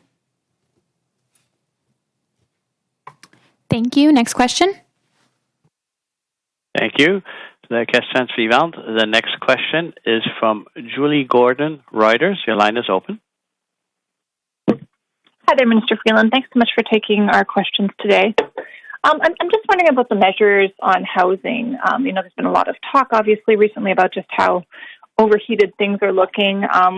In terms of this budget, we're seeing some more details on one previously announced tax, but really nothing else to kind of tamp down that demand. Can you sort of explain that decision as to why you didn't go a little further in tackling this? Sure, Julie, and thank you for the question. On housing, as you said, we have announced that we're going to go ahead with a tax measure, and that is a tax on non-resident, non-Canadian vacant property. The idea here is that homes are for Canadians to live in. They are not assets for parking offshore money. And so this tax measure will work to ensure that that is the case. The budget also includes significant investments in housing because our view is that Canada is a growing country. Part of our housing challenge is that as a growing country, we need to continue to build more housing. It's a good challenge to have. It is great that Canada is a growing country, but we believe that it is really important to be investing in housing, including affordable housing, and this budget does that. As you know, before the budget, OSFI announced a consultation, and we are following that very, very closely as well.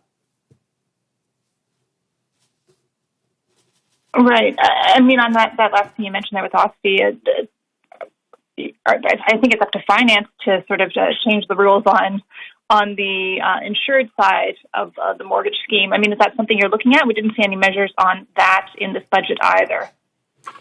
That's right. And when OSFI announced their consultation, we said we were following that closely. The consultation period is not up yet. Thank you. Last question. Dernière question.